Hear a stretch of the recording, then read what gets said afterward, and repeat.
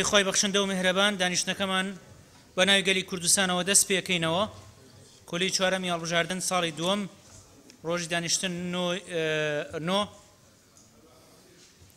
دانیشتنی ژمارە 9 ڕۆژی دانیشتن 21/4/2015 بەردەوامە بین لە تەوەری یەکەمی بەرنامەی کار کە بریتیە لە گفتوگۆکردنی پرۆژە یاسای پاراستنی مافەکانی پێکهاتە نەتەوەیی و ئاین و چیرە ئاینیەکان لە هەرێمی کوردستان عێراق بە پێی مادەکانی 72 74 و 75 دەپەیڕەوی ناوخۆی پەرلەمانی کوردستان. ئێستا لیژنە پەیوەندیدارەکان دەقی مادەی 3 پرۆژە یاساکان ئامادە کردووە بۆی بیخوێننەوە بیخێنە دەنگەوە. فەرموون.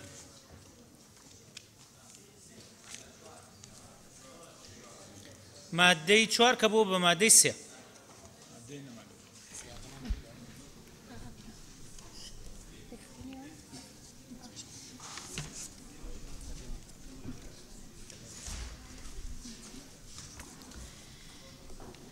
بەڕێز سەرۆکی پەرلەمان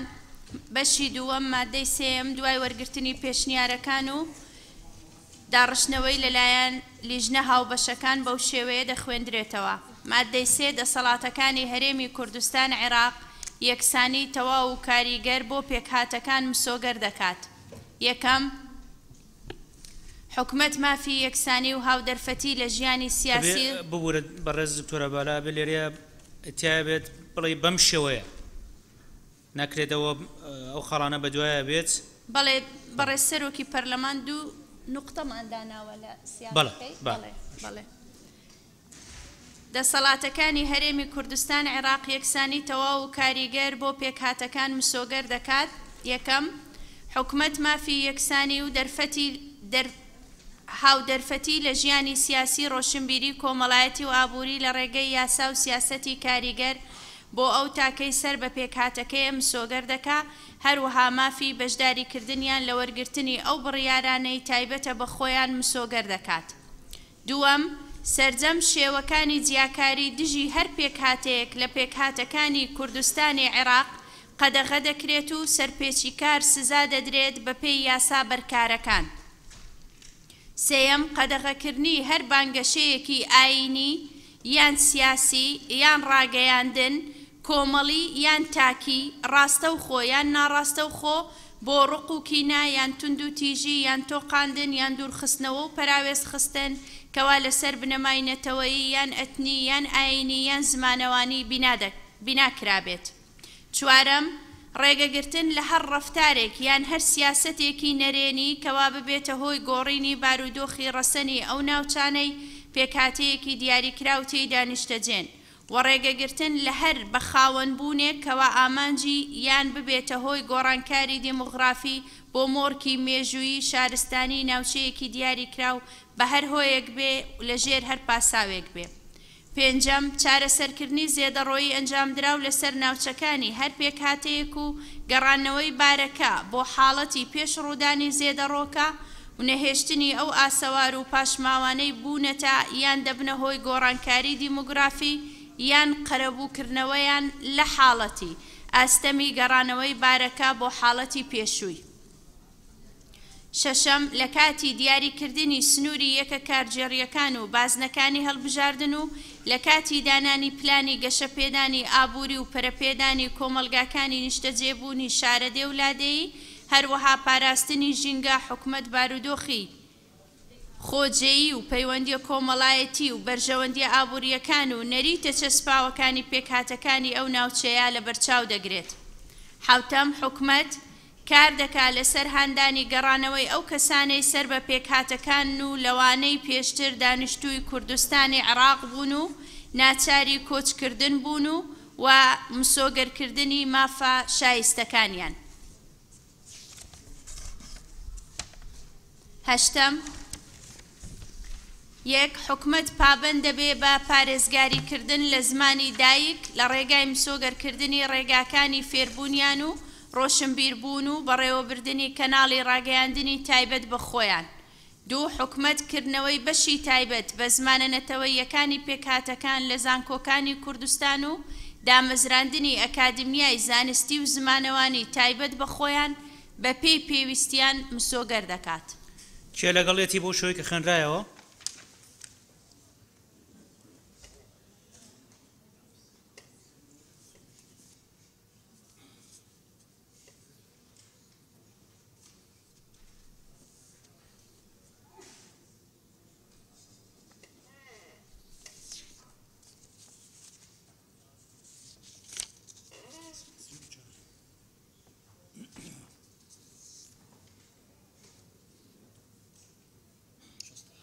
67 کەس لەگەڵێتی کێ دژێتی کەس نییە کەواتە پەسەند کرا. مادەی دوای ئەو مادەی 5 یەکەم هەر تاکێک مافی هەیە ناسنامەی نەتەوەیی یان ئاینی خۆی دیاری بکات و ئەندامبوونی بە پێکهاتەیەکی دیاریکراو ببەستێتەوە، ئەم مافەش تەنها تایبەتە بە تاکە کەس و هیچ لایەنێک مافی نییە لێی بسەنێتەوە چونکە مافێکی نەشیاوە بۆ ڕەفتار پێکردن. دووەم هەر پێکهاتەیەک بە یەکسانی لەگەڵ زۆرینە بۆی هەیە ماف و ئازادیە بنەڕەتیەکانی بە ئازادی بیرکردنەوە، ئازادی ڕادەربڕین، دەستگاکانی ڕاگەیاندن، ئازادی کۆبوونەوە و دامەزراندنی کۆمەڵە و ڕابیتەکان و ئازادی پیادەکردنی بیر و باوەڕی ئاینیشەوە پیادە بکات و حکومەت پابەند دەبێ بە پاڵپشتیکردن و چاودێریکردنی ئەم پیادەکاریە بە شێوەیەکی یەکسان لە نێوان پێکهاتەکان بە پێی یاسا بەرکارەکان. سێەم هەر پێکهاتەیەک مافی گوزارشتکردنی هەیە لە ڕۆشنبیری و نەریتەکانی خۆی و حکومەت پابەند دەبێ بە پاراستنی کللتوری ڕۆشنبیری و ئاینی پێکهاتەکان. چوارەم ئەو تاکانەی سەر بە پێکهاتەیەکی دیاریکراون بۆیان هەیە ناوەکانیان بەویستی ئازادی خۆیان هەڵبژێرن و ناوی سومبڵیان کەسایەتیە مێژووە گرنگەکانیان یان ڕووداوی گرنگ کە بە سەریاندا تێپەڕیوە بەکاربهێنن و ناونانی شەقام و گەڕک و گۆڕەپان و شوێنی دیکە لە ناوچەکانیان. پێنجەم پێکهاتەکان مافیان هەیە لە پشووی تایبەت بە خۆیان بە بۆنە نەتەوەیی و ئاینیەکانەوە ئەم بۆنانەش بۆ ئەوان فەرمی دەبن. شەشەم ئەو تاکانەی سەر بە پێکهاتەکانن مافیان هەیە لە بەکارهێنانی زمان و نووسینی تایبەت بە خۆیان بە شێوەیەکی ئازادانە و بەپێی یاسا بەرکارەکان. حوتەم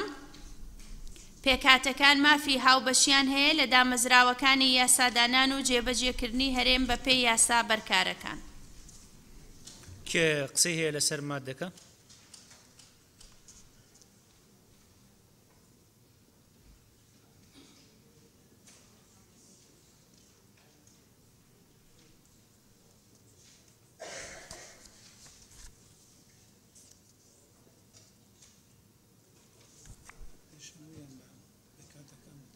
واک بەروان کرد.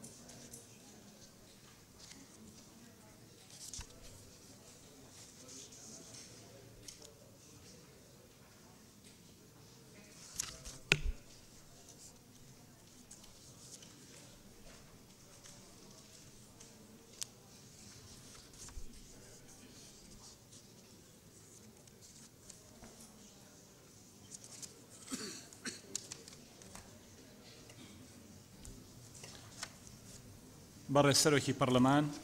ئەمەندان پەرلەمانە بەڕێزانە گفتوگۆی مادەی 4 یاساکەکەن حیات مەجید، قادر وەتمان، ئاواز جەنگی، ساڵح فەقێ، ئەنەز محەممەد، سیرات شێخ ئەحمەد، نەجات محەممەد، ڕابوون تۆفیق، ئەبوبەکر هەڵەدنی، شکری ئیسماعیل، حاجی کاروان، شوار قەڵاتزەی، ئایدن معروف، غەریب مستەفا، وەحیدە یاقوب، ماجد عوثمان، سرود سەلیم، یەڕوانە نیسان، ئامینە زکری.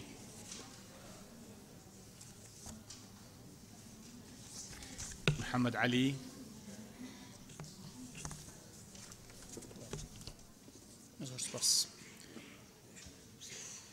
خاتو حیات مەجید فەرموو. بەڕێز سەرۆکی پەرلەمان حیات مەجید. بەڕێزان لە مادەی 4 مادەی 5 کە ئێستا بۆتە مادەی 4 لە فەقەرەی یەکەمە بەڕێزان کێشەی ناسنامە یەکێکە لەو کێشانەی کە پێکهاتەکان هەیەە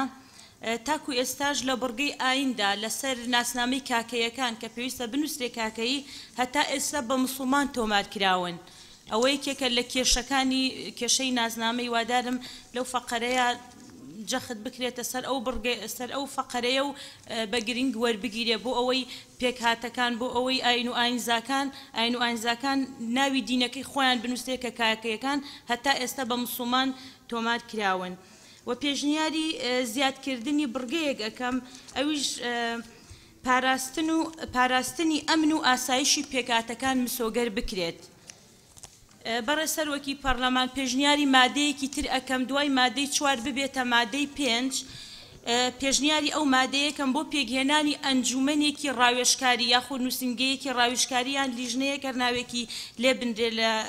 لێ بندرێت کە پێک بێت لە نوێنەری پێکهاتەکان و گرێدراو بێت بە ئەنجومەنی وەزیرانەوە. ئەم لیژنەی مشاوەرەیەک ڕێک بخرێت لە کار و بەرپرسیارەتیدا بەپێی پەیڕەوێکی تایبەت لەلایەن ئەنجومەنی وەزیرانەوە بێتە دەرکردن و کاری ئەنجومەن بۆ وەرگرتنی بیرروڕای پێکهاتەکان لەسەر تەشریع و پرۆگرام و سیاسەتی گشتی و مافی گەیاندن و پێزانین بۆ لایەنی پەیوەندیدار بەپێی یاسا. جا پێشنیاری زیادکردنی ئەو مادەیەکەم سپاس بۆ سپاس. خاتو وحیدە یاقۆ. برای سروکی پرلمان اف ماده هنی مدویا ماده گدی زیده برگه گدی زیده بت سر ماده 4 هکه رخصت ها بت بعربی دخوینم. بله.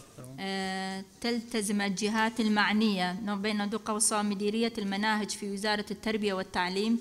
إعادة النظر بشكل علمي وموضوعي وحيادي في المناهج الدراسية لا سيما مواد التاريخ والجغرافيا والدين وبما يتلائم مع ثقافة حقوق الإنسان والوقائع التاريخية. وهر وصواس بشجيري حياة خانت كم بو في زيدبونه في برجاي. سوباس. زور سپاس برز كاغرابون معروف. بالله برا السروج برلمان من سرنجي كميل سر خالي تشوارم باش او هذا خوندرته ليله او تاكاني سر ببيكاتي شي دياري كراون بويان هنا وكان بيوسي ازادي خوان هلبجرن او بشاب لا منه واضحني يعني تي اقل برز لجنيه ساي وايد ابرجنو معناك واضح به او بشي تري شي كسبارد بناو سيمبولي بيكاتكانا او ليره من دلنيام او براد او براو خشكاني كبندكان دارشتو ما بس يعني او نيه كديغيني بلام او جياكاريه كدجبخ بيكاتكانك جيبجكني ما في شي اوان چونکە پێک هاتەکان وەکو زۆرینە کە ئێمە کوردەکانین مافیان هەیە کە ناوی سمبۆڵەکانی ئەوانش بۆ شوێنە گشتیەکان بندرێ بۆ نەگریمان بۆ نمونە یعنی گرنگترین یاریگای نێودەوڵەتی لە هەولێر بە ناوی یەکێک ئەندامی یەکێک لە پێکهاتەکانەوەیە هیچ کارێکیش نییە بە دژی ئەوە کەواتە پێکهاتەکان و سمبۆڵەکانن مافیان هەیە وەکو ئێمە ناوی ئەوان ببرێ بۆ شوێنە گشتیەکان کەواتە دەبێ وا دابڕژرێتەوە نەک بۆ لێرە هاتووە دەڵێن ناوچەکانی خۆیان دەبێ ئەوە بکرێتە شوێنە گشتیەکان واتاگر کەسایەتێکی مەسیحیا کەسایەتێکی تورکمانیا کەسایەتێکی شەبەک و یەزیدیە تا دوایی ئەو مافیان هەیە کە لە ناو بندرێن بۆ شوێنە گشتیەکان. زۆر سپاس. زۆر سپاس. بەڕێز مامۆستا ئەنەس محەممەد. سپاس سەرۆکی پەرلەمانی. دەبینیامل سەر نقطة أولية يحق لكل فرد تحديد هويته القومية أو الدينية وربط انتمائه بمكون معين. تأكيد أفت ياسادنا إن مقصد وان أفنبو يبالي أف جملة هاجلك معناها بخوفت جرتن إكشوان أو أكو تغيير ديني تتا أو بتا حق إنساني وهروصاي قوميته أفا هذا بتا هو كاريويتش هنده واحتمالا مطرسيا هنده المستقبلي نوعك سياسة هبت بو غورينا دينكي يان غورينا قوميكي هندك كسب بنضغطك سياسي و يان هر بواركي دا غورينا دين خوبكت يان قوميتا خوبكتن شينا يحق لكل فرد تحديد كلمة تحديد ببا إبراز هويته القومية والدينية وأفاد جهاد با حذف كرن وربط انتمائه بمكون معين شنكو دين وقوميات شوان حقوقت مكتسبة نا إنسان اختيار كد بري مروفي يا هاي وإنسان يا اكتساب كري نا خاصمت قوميات دا أتبجم أفاها أجر بيتا دارشتم بشكل كدي كو ديري في معناه بتن دي باشتر بتو زور سپاس. زور سپاس. برسك قادر وثمان. برای سەرۆکی پەرلەمان سەبارەت بە مادەی بڕگەی یەکەمی مادەی پێنجەم من پێم وایە پێشنیار دەکەم دەقەکە وها دابڕێژرێتەوە قەدەغەیە هیچ تاکێک ناچاری گۆڕینی ناسنامەی نەتەوەیی یا ئاینی بکرێت چونکە بەو شێوەی کە هاتووە بەڕای من دەرگاوەڵە دەکات بۆ تیجارەتکردن لەگەڵ ڕێزم بە ناسنامەی نەتەوەیی و ئاینی و بۆ دەستێوەردانی وڵاتانی دراوسەی کوردستانی عێراق بۆ مەرامی سیاسی و تایبەتی بڕگەی دووەم بەڕای من دەقێکی ینی ڕەهایە بەڕای من بڕگەی دووەم دەقێکی ڕەهایە ڕێگە پێدانەکە دەسەڵات پێدانەکە تایبەت بکرێت بە سوڵتەی مختص و سەبارەت بە بڕگەی چوارەمیش لە ڕاستیدا مەرجی بۆ دابدرێ بە مەرجێک ینی ڕاستە پێکاتەکان مافی خۆیانە ناوی شوێنە گشتیەکان ئەو شوێنانەی کە بۆ خۆیان بەباشی دەزانن بە سمبولەکانیان یان بە ناوی زمانی خۆیان یا زاراوەی خۆیان ناو بنێن بەڵام مەرجی ئەوەش دابدرێت کە بە سیاغا بکرێت کە ئیسیفزازی نەتەوەی تێدا نەبێ ئێمە گومانمان نییە لە ئینتیما و دڵسۆزی ئەوان بۆ نەتەوە و بۆ نیشتیمان بەڵام هەر بە نمونە خۆ ناکرێت تۆ بێ شەقامێک ناو بنێ بە ناوی کەمالە تاتورک پێم وایە ئیسیفزازی نەتەوەی تێدا بۆیە مەرج دابدرێ بۆ ئەو مەبەستە زۆر سپاس زۆر سپاس بەڕێز دکتۆر سیراج ئەحمەد بەڕێز سەرۆکی پەرلەمان سیراج شێخ ئەحمەد من لە بڕگەی یەک مادەی 5 ئەوە پێشنیار ئەەکەم لەبەر ئەوەی کە خوێندنەوەیمە لە بۆ ئەو بڕگەیە وەکو مامۆستا ئەنەس فەرمووی بۆنی گۆڕینی قەوم و دینی لێدێت هەنجا بۆ یەشتێک باز بکرێت قەیدێک باز بکرێتن هەتاوەکو لەو شک و گومانە خلاصمان بی ئەویش بەو شێوازەی بیتن يحق لكل فرد تحديد هويته وفقا للتبعية القومية أو الدينية يعني أو تبعية قومية دينية زياد بكريتن يعني سبيروجي حصر أكراتن كوا يعني بشوازي زياد تفسير لوين كريتن وباشان لخالي دو مشان بيشنيار دكم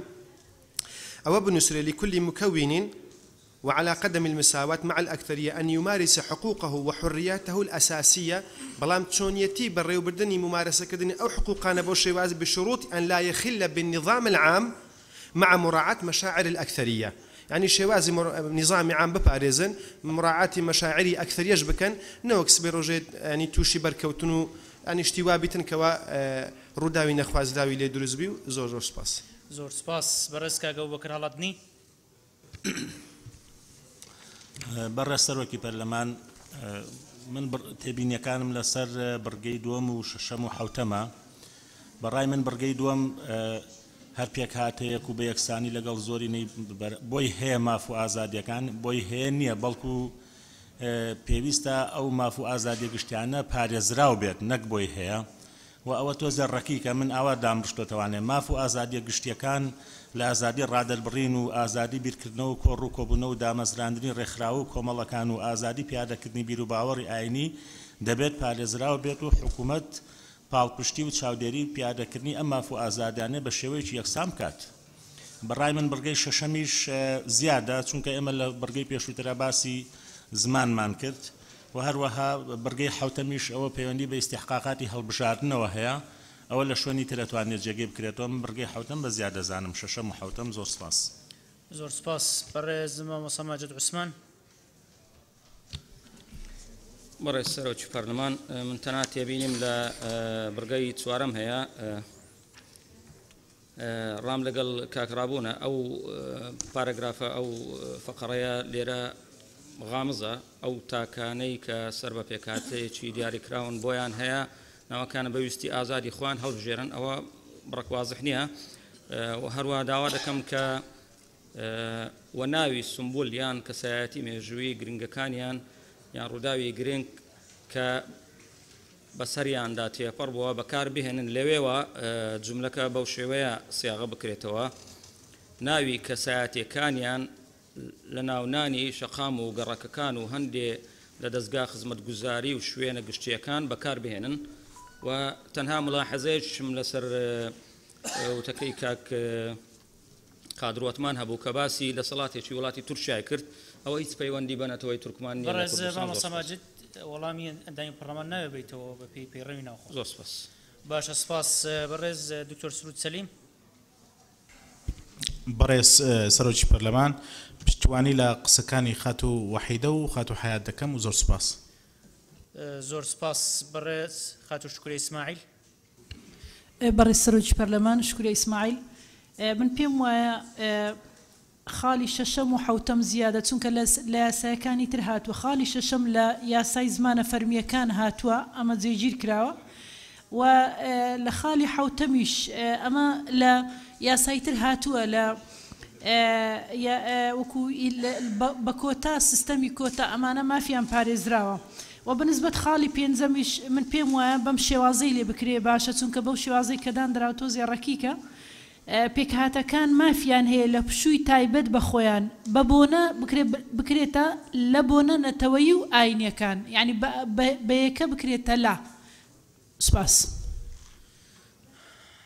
زۆر سپاس خاتون نەجات محەممەد برای سروکی پارلمانه برگاه هفته سبارت پیک هاتکان مافی هوبشون هل لدامزروکان یاستادانان و جیبجه کردنی هرین بپی یاستکان برکارکان پیشنیارتیم ابرستالی بتزیده کردن بجداری هوبشون هبید لکاروباری گشتی و خواجهیدا و هر واسه پشتوانی آخرنت حیات خانه تیم زور سپاس زۆر سپاس بەڕێز خات و ئاواز جەنگی بەڕێز سەرۆکی پەرلەمان من پشتیوانی لە قسەکانی کە قادر وەتمان دەکەم لە مادەی 4 بڕگەی 1 و هەروەها ئەو پێشنیارەی حەیاتخان پشتیوانی لێ دەکەم کە کاکەیەکان بتوانن لە ناسنامەی خۆیان ناسنامەی ئاینی خۆیان هەز بەوە بکەن هەز بە دڵنیایی بووم بکەن لە نووسینی ناسنامەی ئاینی خۆیان و زۆر سپاس زۆر سپاس خاتو ئەمینە زکری برای سروک پارلمانی برزان پارلمانتاران دخوازم سرنجا پارلمانتاران بو بابت که زور هستیار و جدی را بکشم به تایبتی درباره برگا ایکه خاطو حیات خان بحث کاکه یا کر لبراسی کشه کادی هریما کردستان ما های که دخولا رابردو داجی پروژه یاسک سرهاد بو تقدیم کردن اوجی اویا دیار کردن دینیت ناسنامه دا نبتنه بو کاکه یا کشه بونمونه اگر قاصرک دایک یان بابوی چه ازدی بی چه مسیحی بی یان هر دینه که دیتر بید ایک جوان دین خوب بگهرید و ببیت بسلمان اتوماتیکیاً جنسیا زاروکوید بیت بسلمان دخولا رابردو دا مجلق لكلين ساكر بونمونه از بيجم رهبانه يعني رهبانك هاد كيشا خوب ما بحث كر رهبانه حمي باوري اخو و باوري مسيحيته هاي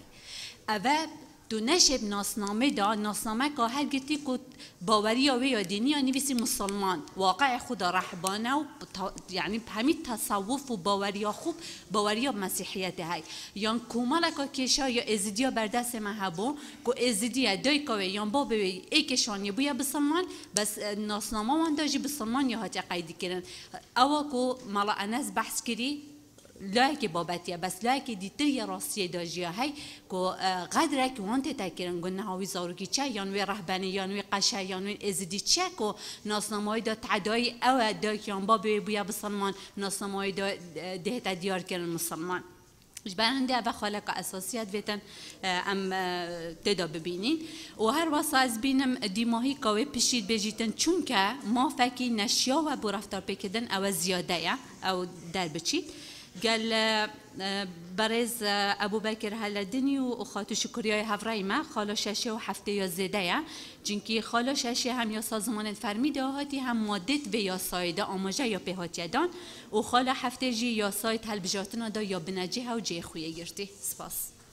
زور سپاس برز كاك حاجي كاروان بەڕێز جەنابی سەرۆک پێکاتەکان ئەوەی مادەی دووەم زۆر درێژە هەر ئەوەندە پێکاتەکان بە یەکسانی بۆیان هەیە ئازادیە گشتی و بنەڕەتیەکانیان لە چوارچێوەی یاسا پیادە بکەن بەڕێی من ئەگەر لژنە یاسایی لەگەڵ ڕێی منابێت مادەی سێمیش لەگەڵ ئەمەیە بە یەک خەت ئەتوانن بیرکێنن و کورتیش ئەبێتەوە و مافی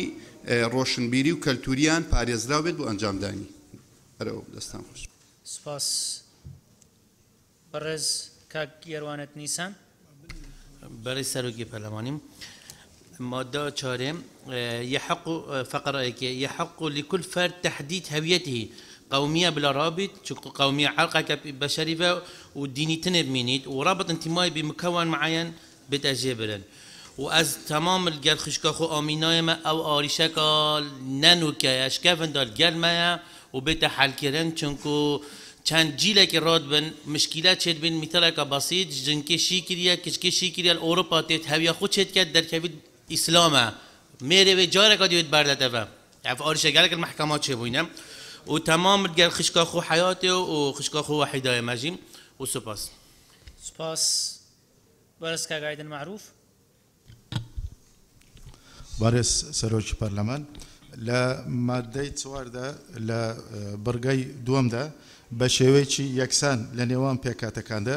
أم يكسانه بكرد بشويشي عادلانه لنيوان بيكاتا كان ده لا برجي صورم ده وشويني دي كلونا وتكاني عند لم شوينا بكرة إضافة بكرة لو شوينا نكاتري دانشتواني بيكاتا كان تدا بيك ده هندريت لا مادة حوتم ده ك تایبەتە بە ئاماژەی بە مافی بەشداریکردنی پێکهاتەکان لە دەسەڵاتەکان یاسادانە و جێبجێکردن کە بەبێ ئەوەی ئاماژە بە قەبارەی ئەم بەشداریکردنە بکات بۆیە پێشنیار دەکەین ئەم بڕگەیە بەم شێوەیە ڕێک بخرێت هەر پێکهاتەیەک مافی بەشداریکردنی هەیە لە دامەزراوەکانی یاسادانان و جێبەجێکردن لە هەرێمدا بە ڕێژەیەکی گونجاو لەگەڵ چڕی ژمارەی و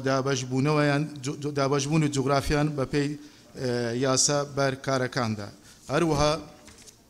منیش پشتوانی قسەکانی حیات خان دەکەین کە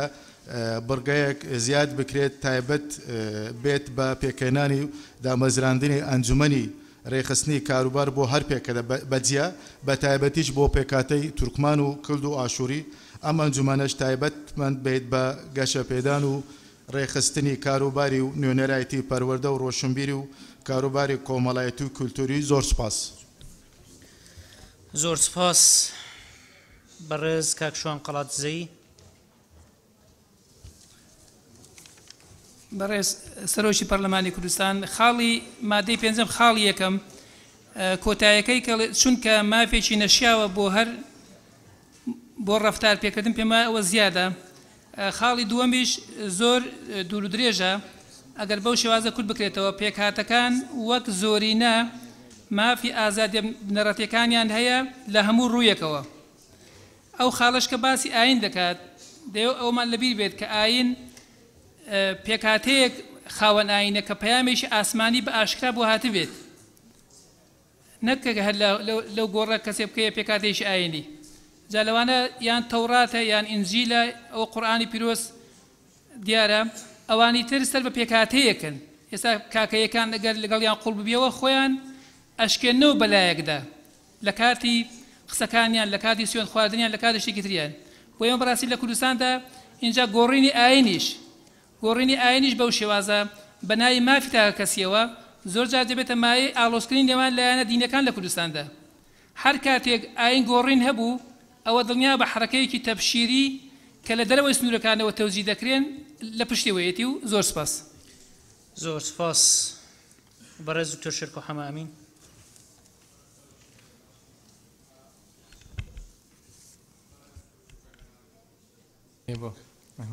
بەڕێز سەرۆکی پەرلەمان لە ڕاستیە خاڵی یەکەم بە بۆچوونی منیش ئەوە زیاد چونکە مافێکی نەشیاوە بۆ ڕەفتار پێکردن پێویستە لا برێ و لە کۆی داڕشتنەکەشە ئەو لە ڕووی زمانەوانیەوە هەموو ئەو کاڵێ وە حکومەت وە ناوی ڕاستی ئەمە کوردی نییە هەروە و بنووسن کافیە و ئەوەی پێنجەم ئەگەر ئاوا دایبڕێژنەوە پێکاتەکان پشووی تایبەت بە خۆیان و بۆنەی نەتەوەی و ئاینەکان لە بۆنەی نەتەوەی و ئاینەکان مافیان هەیە و ئەم بۆنانەش بۆ ئەوان فەرمی دەبن لەوانی تریشا پشگیری لە کاگەڕابوون و کاگە و بەکر و شکوریە خانم و کاک حاجی کاروان و کاقادرەکەم و لە ڕاستیشە بۆچوونیشم وایە ئەگەر بۆ هەموو ئەوانە ئازادن لە ناسنامەکەیان نابنووسرێت ڕەنگە بۆ کاکەیش ئاسایی بێکە ئەویش لە ناسنامەکەیان بنووسرێت سپاس بەڕێز دکتۆر محەممەد عەلی بەڕێز سەرۆکی پەرلەمانی هەلبەت ئەم یاساکێ بۆ پێکهاتە ڕێڤەت بین و ئەم عقلیاتە زۆرینەیە تعامل دیالدات کەین هەر تاکێک مافەی ناستەمانەتەوەی یان ئاینی یاخود دیار بکات هەلبەتە بە مافە و جارنامە جیهانی مافێن مرۆڤیدا ژیا بە هاتیە ئەس پشگیریە ئامینە خانێتیم سەر برگایەکیش مادە 4 و دیتنامن ئەم وەکو نەزەریەت المعامرە بەرە خونە دەینەوێ هەر کەسێک ئازادە پشتی و ئەهلیەت هەبیت و ژیە خۆی یاسایی تمام کەتن وێ بڕیارێ بدات و ئەس پرسیارێت کەم ئەگەر کەسێک دینەکەدی بهێت بیتە ئیسلام ئایا ئەو ماف نینە خۆت ومار بکات لەسەر برگا دوێ ئەس پشگیری ئاخفتنێت مامۆستا ئەبوبەکر هەلەدنیت کەم و هەروەسا گەل شکریاخانێمە بوو لابرنا برگا 6 و 7 هەروەسا پشگیریەکە تەمامە حیات خانت کەم بۆ پێکینانە نووسینەگەی هاکە ڕاوێژکاری لە گۆڤێ یاسایە زۆر سپاس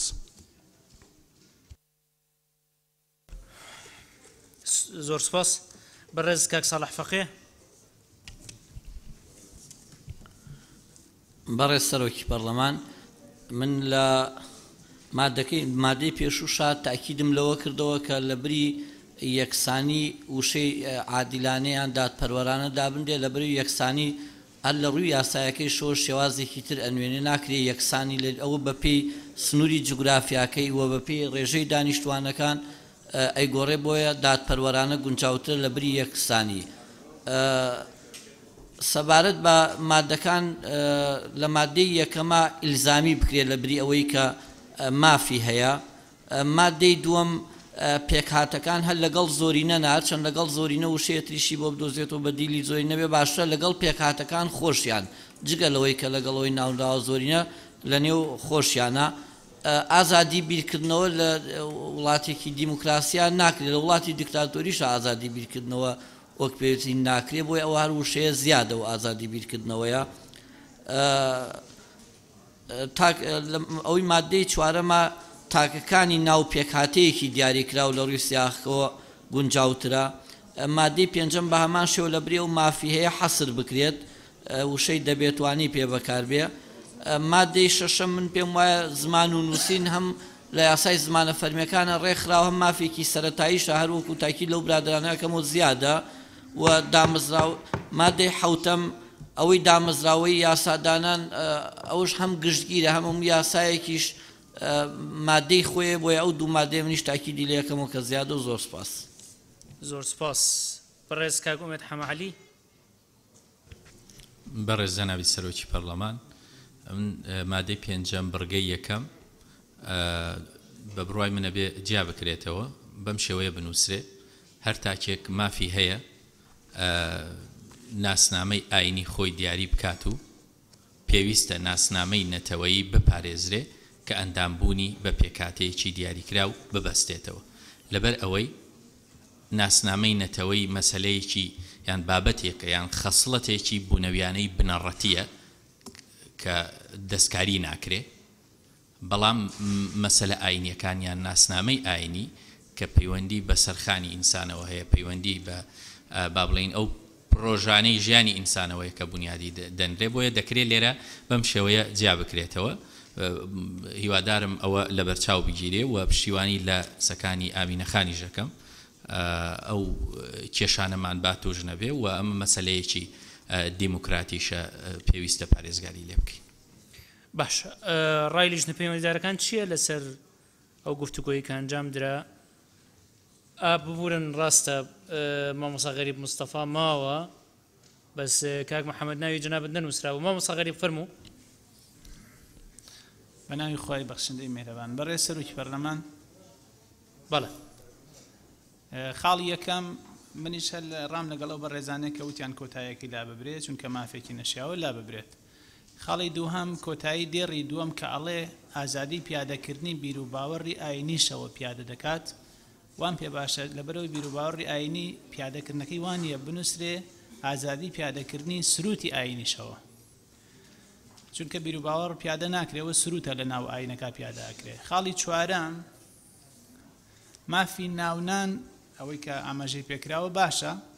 بەڵام داڕشنەکەی من وابینە مردەکاری زیاتری ئەوێ چونکە جاری وهەیە شارێک پێکاتەکەی ئاینێکە یان نەتەوەیەکە بەڵام جار هەیە گەڕێکێک لە ناو شارە پێکاتەکان تێکەڵن یا ئاینەکان تێکەڵن بۆی وان پێ باشە داڕشنەکە بەم جۆرە بێت ئەگەر لیژنە یاسایی ئاگیان لێ بێ زەحمەت هەر دوایی بۆشان بنێری مامۆسەغەری بەڵێ خاڵی چوارەم ئاوای لێکری ئەو تاکانی کە سەر بە پێکاتەیەکی دیاری کراون بۆیان هەیە ناوی منداڵیان بەویستی خۆیان بنێن و هەر پێکاتەیە کە زۆری نەبێت لە شوێنێکدا مافی هەیە ناوی شەقام و گەڕک و گۆڕپان و شوێنی دیکەی ناوچەکان بەویستی خۆیان ناو بنێن لە خاڵی پێنجەم داڕشنەکەی باش نییە چونکە ئەو پشووەکە ئاماژەی پێکرا و پشوو مطلقە ئێمە خۆشمان یانە مسلمانەکان و کوردی ئەم وڵاتەی وەکو نەتەوەی کورد گرفتمان هەیە لەگەڵ پشووەکانە لەبەرەوە ڕێک نەخراوەکو پێویست بە یاسا پشوو مطلقە وشەیەک زیاد بکرێ بۆی ئاوای لێ بکرێ مافی پشویان هەیە لە بۆنە گرنگە نەتەوەی و ئاینەکان چکگەرەوەی ئضافە نەکرێ مطلقە بەڕاستی زۆر هەڵەگرێ لە خاڵی شەشەمە هەر لا ببرێ چونکە لە یاسای زمانە فەرمیەکانە کاتی خۆی ئەوە چەسپێنراوە پێویست ناکات شتێک دووجار لە یاسا دووبارە بکرێتەوە سوپاسانەکەم سوپاس بەڕێز کاک محەممەد سعدەدین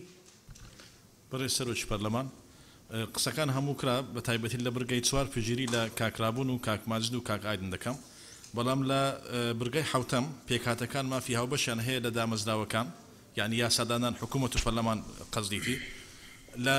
یاسای هەڵبژاردنەکان مافەکە نەدراوە مافەکە تەنزیم کرایە هەتا ئێستا لە ئەوەی کە لە یاسای هەڵبژاردن هەیە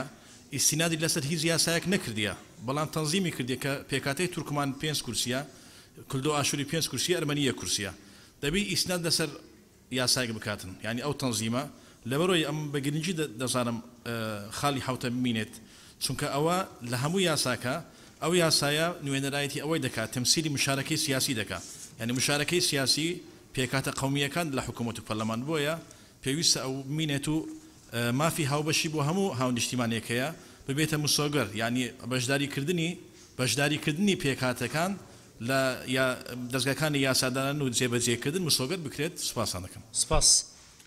لیژنە پەیوەندیدارەکان بەڕێز دکتۆرە ڤالە بەڕێز سەرۆکی پەرلەمان چەند پێشنیارێک لەلایەن ئەندامانی پەرلەمانەوە کراوە بڕگەی شەشەم و حوتەم زیاتر لە سێ ئەندام پەرلەمان داوای کردووە هەڵبگیرێ بڕگەی یەکەم کە مافێکی نەشیاوە بۆ ڕەفتار پێکردن زیاتر لە سێ ئەندام پەرلەمان پێشنیاری کرد کە هەڵبگیرێتن سیاغەکردنەوەی بڕگەی چوارەم و بڕگەی پێنجەم لەگەڵ بڕگەی یەکەم بە نەزەری اعتیبار وەردەگرین و سیاغەی دەکەینەوە بەڵام ئەوەی کە پەیوەندیدارە بە بڕگەی یەکەم کە دەڵێ هەر تاکێک مافی هەیە ناسنامەی نەتەوەیی یان ئاینی خۆی دیاری بکە مەبەستی لیژنە پەیوەندیدارەکان لە کاتی داڕشتنەوەیدا تەنها ئەوە بووە کە هەر تاکێک مافی هەیە ناسنامەی نەتەوەیی یان ئاینی خۆی ئاشکرا بکات و ئەندامبوونی بە پێکهاتەیەکی دیاری کراو ببەستێتەوە و ئەو مافەش تەنها تایبەتە بە تاکە کەس و هیچ لایەنێک مافی نیە لێی بسەنێتەوە واتە ئاشکرای بکە ئیبرازی بکاتن بەڵێ سەیانی بڕگەی شەشەم و حوتەم خێنە دەنگەوە بۆ ئەوەی کە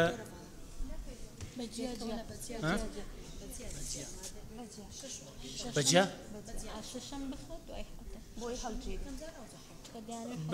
هەردووکیان بێ بە مادەیەکی سەربەخۆ لا ببرێ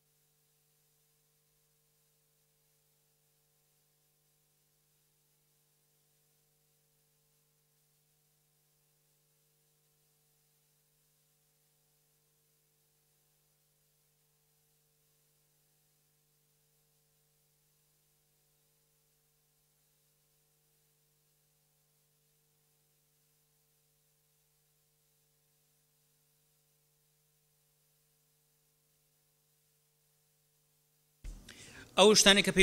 پێویستی بە دەنگدان هەیە لابردنی چونکە مافێکی نەشیاوە بۆ ڕەفتار پێکردن لە بەرگەی یەکەم کێ لەگەڵ لابردنیەتی لە بەرگەی یەکەم مادەی چوار کێ لەگەڵ ئەوەیە کە چونکە مافێکی نەشیاوە بۆ ڕەفتار پێکردن لا ببرێت کێ لەگەڵێتی لیانی لا ببرێت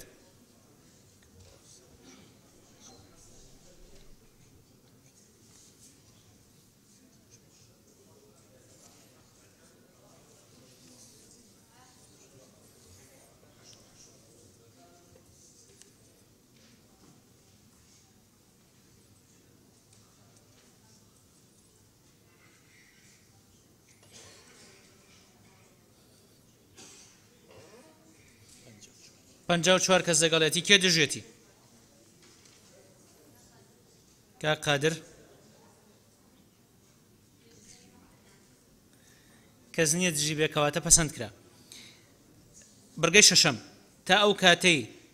عفو ئەو تاکانەی سەر بە پێکهاتەکانن مافیان هەیە لە بەکارهێنانی زمان و نووسینی تایبەت بە خۆیان و بە شێوەیەکی ئازادانە و بە پێی یاسا بەرکارەکان ئەمە زیاد لە ئەندامێکی پەرلەمان پێشنیاری لابردنی کرد بە پێی ئەوەی کە ئەمە لە یاسای زمانە فەرمیەکان هەیە کێ لەگەڵ لابردنیان بڕگەیە بڕگەی شەشەم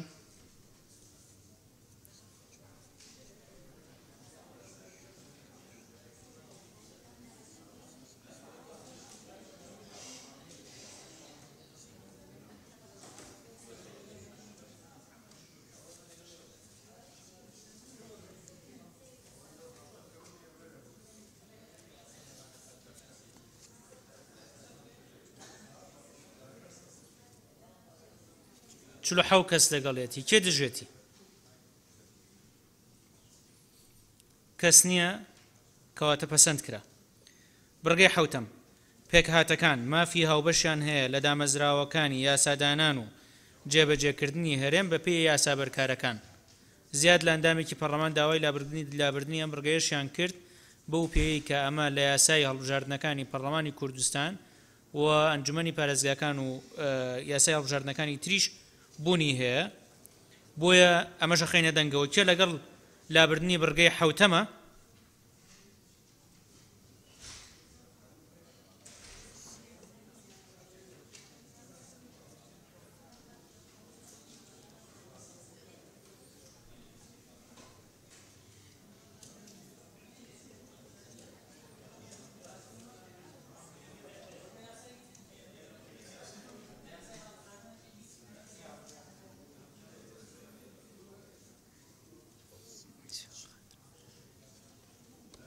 سی و پێنج کەس لەگەڵێتی کێ دژێتی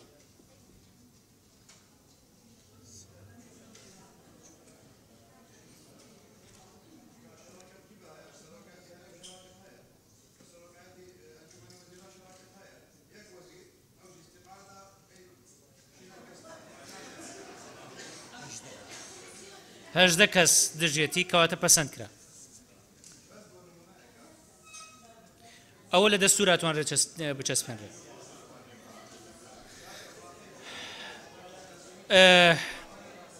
بەڵێ باش بەرگەکانی دیکەدا دەڕێژێتەوە و دوای دەخرێتە دەنگەوە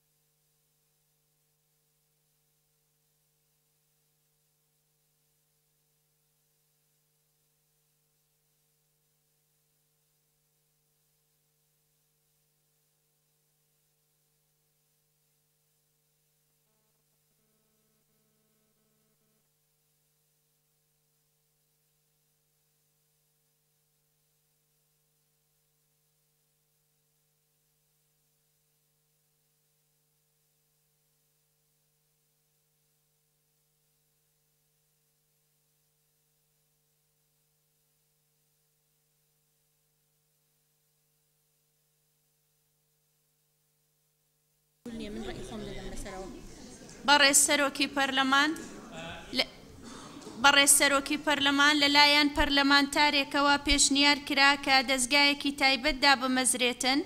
و پشگیری کرا لەلایەن زیاتر لە 3 ئەندام پەرلەمان بۆیە داوا لە بەڕێستان دەکەین ئەوەش بدرێتە دەنگدان دەقی پێشنیارەکە چی بوو بیخەنەوە خات و حیات بۆ منێری پێشنیارەکە پێم وابێ ئەو مادەیەکی ئیزافی بوو وایە مادەیەکی ئیزافی دوای ئەم مادەیە باشە کاک محەممەد ئاگام لێت بەڵێ فەرموو بەڕێز سەرۆکی پەرلەمان فەرموو بەڕێز سەرۆکی پەرلەمان ئەوە مادە بوو نەک بڕگە بۆ زیادکردنی مادەیەک بوو باشە ئێستا بۆم بنێرە دوای ئەم مادەیە بووی بخێنێ باش ئێستا بەڕێز کاک محەممەد سعدەدین بەڕێز سەرۆکی پەرلەمان ئێستا پرۆژە یاسایەکمان هەیە دەمانەوە یاسایەک لێرە پەسەند بکەین بۆ مافی پێکاتە نەتەوەی ئاینەکان ئەساسیترین ماف لەناو ئەو یاسایە ئەو خاڵەتان لابرد کە پێکاتەکان مافیان هەیە لە دەستگاکانی یاسادانن و جێبەجیکردن یا خودراپەڕاندن بەشدار ببن و زۆربەی ئەندام پەرلەمانان گوتیان کە ئەو مافە هەیە کە هەتا ئێسمەکە ئەمە دەستورمانیە کە مافەکە هەبیتن دەبواە لێرە بچەسپێنرێت و لە یاسای هەڵبژاردنەکان بچن بخوێنەوە تەنزیمی مافەکە هاتووە نەنووسایە مادەیەک نییە بڵێتن پێکاتە نەتەوەییەکان پێویستە بەشداریان لەو دەستگاکانە مسۆگەر بکرێت تەنها ژمارەکە هاتووە 5 ئەندام بۆ تورکمان بەڵام لەسەر چی ئیسناد دەکرێتن لەبەرەوە یعنی ئەمن دەڵێم ئەوە نقصان دەکرێت ینی ئەوە ینی کامل نابیتن یاسایەکە ینی ئەساسیترین نقطە کە پەیرەو دەکرد لە هەرێمی کوردستان خۆی هەیە ینی بە خۆمان شتێک هەیە ینی پەیرەو دەکرێتن لە یاساکە نانووسین سوپاس دەکەین باشە سوپاس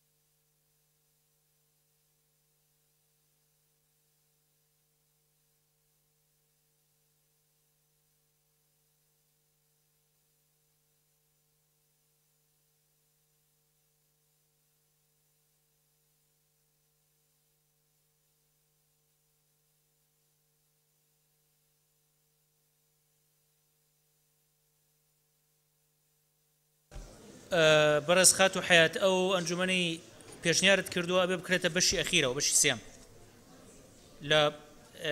لە مادەکانی کۆتایی ئەحکامە کۆتاییەکان لەوێ جێ بکرێتەوە.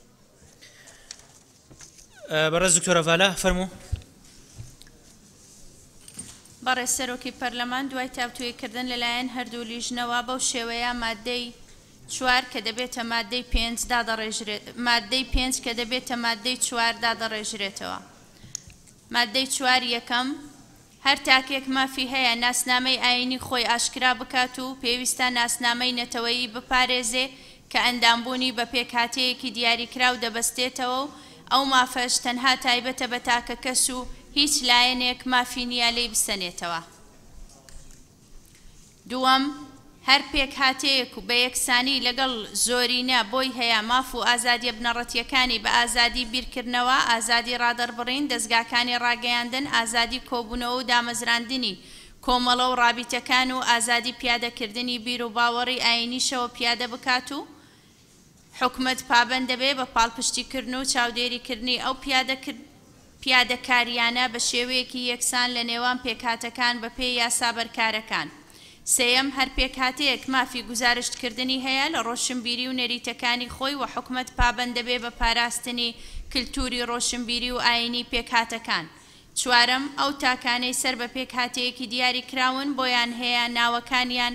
بەویستی ئازادی خۆیان هەڵبژێرن و ناوی سومبلیان کەسایەتیە مێژوویە گرنگەکانیان یان ڕووداوی گرنگ کە بەسەریاندا تێپەڕیوە بەکاری بهێنن و ناوی کەسایەتیەکانیان لە ناونانی شەقام و گەڕک و گۆڕەپان و شوێنەکانی دیکە لە ناوچەکانیان بەکار بهێنن بە پێی یاسا بەرکارەکان. پێنجەم پێکهاتەکان مافی پشووی تایبەت بە خۆیان لە بۆ نەنەتەوەیی و ئاینیەکان هەیە و ئەو پشوانەش بۆ ئەوان فەرمی دەبن. چێ لەگەڵ مادەکەی بۆ شەوەی کە خوێنرا کاک فەرحان نقطەی نظامی دەیە؟ بەڵێ بەڕێز سەرۆکی پەرلەمان ئەمە لە خاڵی یەکەم کە پەیوەستبوون بە ناسنامەی نەتەوەیی فەرز کراوە ئەوەیە متەناقزە لەگەڵ مافەکانی مرۆڤ چۆن ئینسان حەقی هەیە ناسنامەی دینی بگۆڕێتن لە ناسنامەی نەتەوەیی شوایە لە بەرەوەی لە ناسیۆنالیستە هاتیە هەر کەسێک بڵێ من کوردم کوردە بڵێ من عەرەبم عەرەبە با کوردیش نەبێتن کەواتە لەمەدا پێشێلکردنی حقوق و متەناقزە لەگەڵ مافەکانی مرۆڤ. زۆر سوپاس. پێویستەکە لا ببرێت پێویستەکە لا ببرێت هەر تاکێک مافی هەیە ناسنامەی ئاینی خۆی ئاشکرا بکات و ناسنامەی نەتەوەیی خۆی بپارێزێت. بەڕێز سەرۆکی پەرلەمان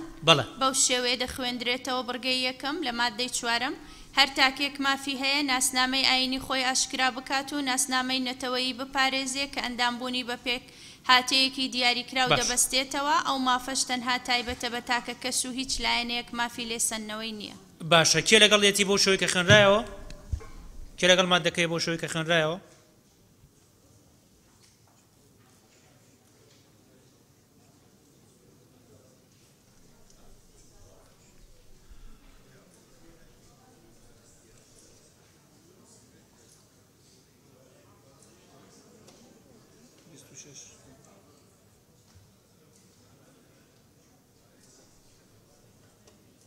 پەنجاو حەو کەس لەگەڵ یەتی کێ دژێتی؟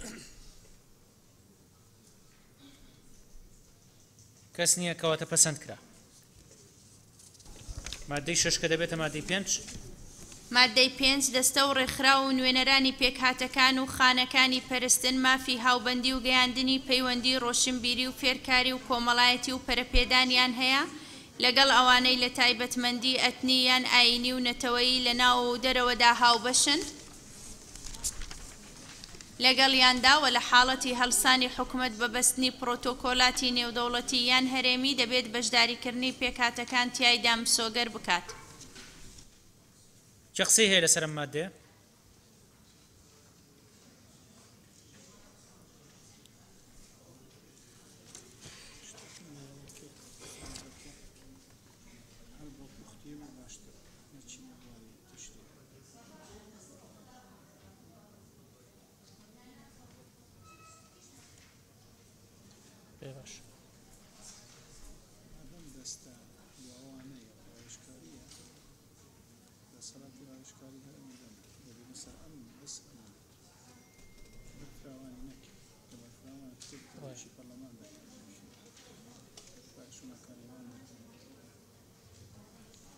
سەر بە ئەنجومەنی وەزیرانە بێ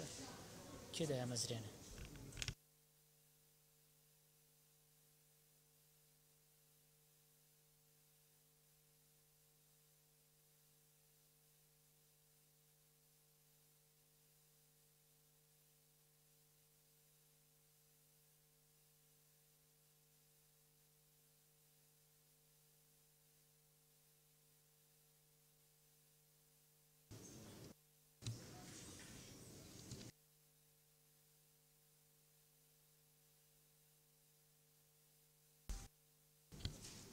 بەڕێز سەرۆکی پەرلەمان ئەمەندان پەرلەمانە بەڕێزانە گفتوگۆی مادەی پێنجەمەکان سیراج ئەحمەد ئەبوبەکر عومەر شکوری ئیسماعیل قادر وتمان ساڵح فەقێ علی هالۆ ئەنەز محەممەد شێرک و حەمە ئەمین بەهزاد دەروێش ئایدن معروف هەورامان گەچێنەی منانەوی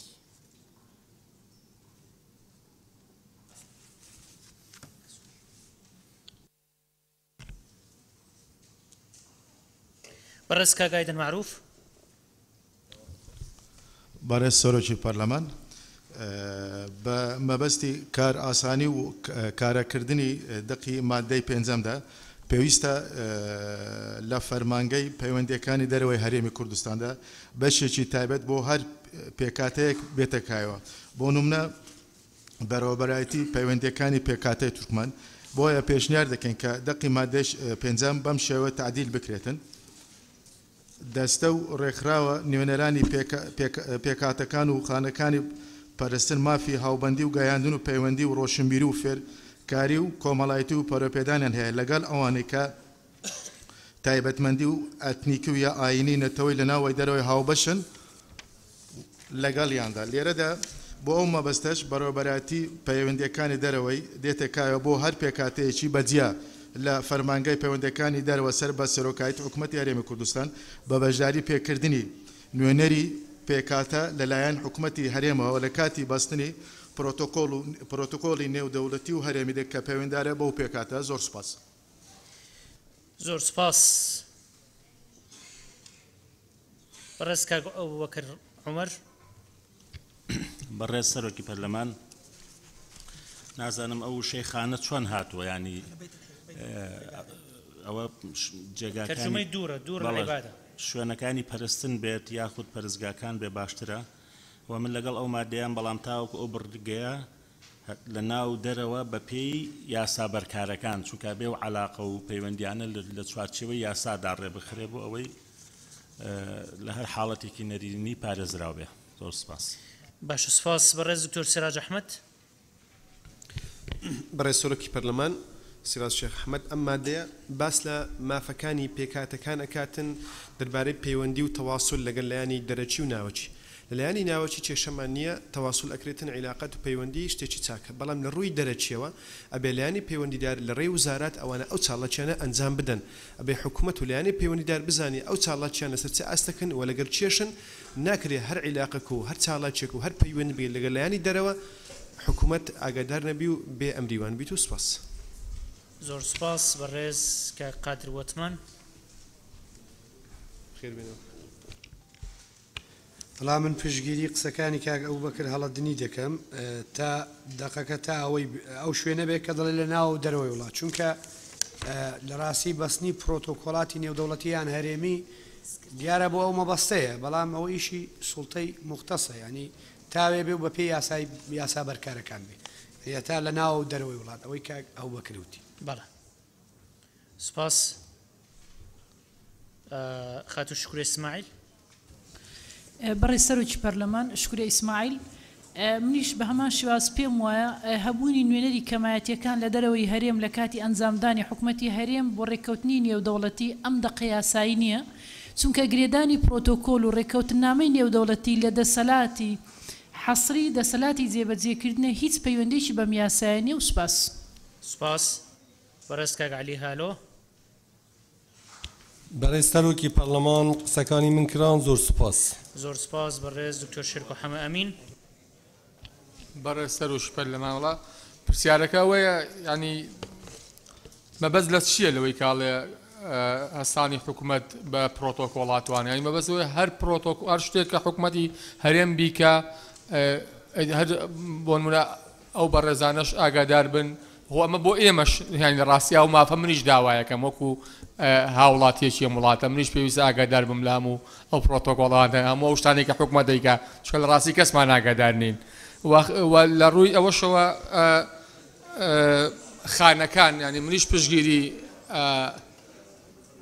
پشگیری کاگە و بەگە هەڵەدنیە کەم لە ڕاستیا لە 100% و لە ڕووی داڕشتنەوە بەڕاستی زۆر ناڕێکە بۆیە لە مادەی شەشەمە ئەوەی لە دێڕی دووەمە لە ناو دەرەوە لەگەڵیاندا هاوبەشن وشەی لەگەڵیاندا بێتە دوای لە ناو دەرەوەدا سپاس بەڕێز مامۆستا هەورامان گەچێنەی بەڕێز جەنابی سەرۆکی پەرلەمان قسەکانی من کرا پشتیوانی لەو بەڕێزانە دەکەم کە داوای ئەوەیان کرد کە ئەم یاسایە لە ڕاستیدا ئەم مادەیە بە تایبەت ناگونجێت چونکە هەر پێک هاتەیەک و هەر نوێنەرێک ئەگەر داوای ئەوە بکە نوێنەری هەبێت لە سەرجەم پرۆتۆکۆلەکانە بەڕاستی ئەو جێگەی نابێتەوە زۆر ئەستەمە و جێبەجێکردنەکەی ئەستەمە باشە سپاس بەڕێز کاک ساڵح فەقێ بەڕێز سەرۆکی پەرلەمان لە حاڵەتی هەڵسان بکرێتە حکوومەت لە کاتی بەستنی پرۆتۆکۆڵاتی نێودەوڵەتیان هەرێمی تایبەت بە پێکهاتەکان ئەو تایبەت بە پێکهاتەکانیشی تیا زیاد بکرێت لە بەرەوەیمە گشتگیرە لە بری ئەوەی نوێنەریان هەبێت تایە بێ ڕەچاوی مافی پێکهاتەکان بکرێ واتە لە باتی بەشداریکردنی پێکهاتەکان تیا مسۆگەر بکە بکرێتە دەبێت ڕەچاوی مافی پێکهاتەکان بکرێ و بۆی گشتگیر نەبێ ئەو تایبەت بە پێکهاتەکانیشی لە دوای هەرێمێکەوە تێبکرێ و سپاس باشە سپاس بەڕێز مامۆستا ئەنەس محەممەد سپاس سەرۆکی پەرلەمانی حقیقت بابەتێ پەیوەندیە دەرڤە بابەتێکێ زۆریە هەستیارە دوێتن تعاملە مواطنی یا هەر تاکێ کەسێکی طريقة قنوات رسمية حكومي دابن نابت هرك شلاي خوفا پەیوەندی بکات ئەوها گەلک جارا دێبتە ئەگەرێ پەیدا بوونا تشتێت نەباش وەکی تەجەسوسێ و غەیری وێ اجبرنده از داخواست کم ئەوە بێتە تعديلكردن في الداخل والخارج بواسطة القنوات الحكومية الرسمية تويري دا پەیوەندی وان هبتم دەرڤەی ئەوەی وە هەروسا پشتەوانیا مامۆستا ئەبوبەکر هەلەدنی و کاک سیراجیت کەم سەر گوتنێتەوە و زۆر سپاس زۆر سپاس بەڕێز کاک بەهزاد دەروێش بەڕێز سەرۆکی پەرلەمانی دیارە مادە پێنجێ دوو خۆڵێت سەرەکی پێویستی گۆڕانکاریەنە خۆڵەیەکی دەستە و ڕێکخراوی نیناری پێکهاتەکان و خانەکان و شینی پەرستن ئەماکن و دوور العیبادە پێ باشتە شوینەکە ئیزافە بێت درست بێت خاڵە دوێش پشتگیری مامۆستا ئەبوبەکر هەلەدنیت کەم ڕاستی بەس بگەلوێ تعدیلێ کەمبیژن حالت لە حالەتی هەڵسانی حکوومەت بە بەستنی پرۆتۆکۆلاتی نێودەوڵەتی یان هەرێمی کە گرێدای نەبوان پێکهاتاوە و بە پێی یاسێن بەرکار لە هەرێمە کوردستانێ ئەفەرد و خاڵە ئیزافە بن زۆر سپاس باشە سپاس خاتوو مونانەبی بەڕێز سەرۆکی پەرلەمان لە ڕاستیدا من سەپارەت بە مادەی 5 کەەوە مادەی 6 ئێستا ئەمە بە پێویست دەزانم ئەم لە حاڵەتی هەڵسانی حکوومەت بە بەستنی پرۆتۆکۆڵاتی نێودەوڵەتی بمینێت بۆ ئەوەی تابلۆی هەرێمی کوردستان ئەگەر ئێمە فعلەن نەتەوەی دووەمین یاخود ڕەتەوەی ڕەسەنی هەرێمی کوردستانی کە پێکهاتەی تورکمان و کولدان و سوریانە ئاشووری نەتوانین لە هەموو پرۆتۆکۆڵەکان کە ئەوانەی پێیوەستن بە پێکهاتەکان کە نوێنەریان هەبێتن لێرەدا خۆی لە خۆیدا هیچ مانایەکی نامێتن کە ئەم یاسایەمان دەرهێناوە کە بە گرنگترین شت پرۆتۆکۆڵات کە نێودەوڵەتیەکان پێیوەستە بە پێکهاتەکان دەبی نوێنەریان هەبێتن من لێرەدا پرسیار دەکەم لە بەڕێز ئەندامانی پەرلەمانی کوردستان ئەگەر ئێمە یاسایەکمان هەیە کە تاکو ئێستا یاسایەکمان نەبووە لە هیچ خوڵەکانی ڕابردوودا کە یاسایەک پێیوەست بیتن بە مافە پێکهاتەکان تاکو ئێستا زۆر بە جوانترین شێوە هەموو مادەکان پەسەند کرا بە زۆرینەی ئەندامانی پەرلەمان دەستخۆشیە بەڵام ئەو برگەیە کە هەڵسا واتە لێرەدا زەمانەتی پێکاتەکان لە پرۆتۆکۆڵاتەکان بە هیچ شێوەیەک چ دەستنیشان دەتوانین بکرێن چ ئێمە دەتوانین داوا بکەین کە نوێنەرمان هەبیتن لەو پرۆتۆکۆڵانە چکە یاسایەک نەبێت پشت بەبەستن بە یاسایەک نەبێتن ئێمەش ناتوان داواکار بکەین بۆیە داوا دەکەم لە پەرلەمانتاری بەڕێزەکان ئەو حاڵەتەی هەڵسانی حکومە بەبەستنی پرۆتۆکۆڵەکان لاانە بدرێ باشترە بۆ بەرژەوەندی پێکاتەکانە بەڵام لە دیارە لە کاتی گفتوگۆکردن و پشخستن و پشتگیریکردنی بەڕێزان هەر لە خۆیدا چکە پێکاتەکان و ئەو بەڕێزانە لە ناو پەرلەمانی کوردستان کەمینەنە لە ڕووی ژمارەوە بۆیە بار حاڵەوە پێم وایە هەر هەڵدەستێتن سپاس باش سپاس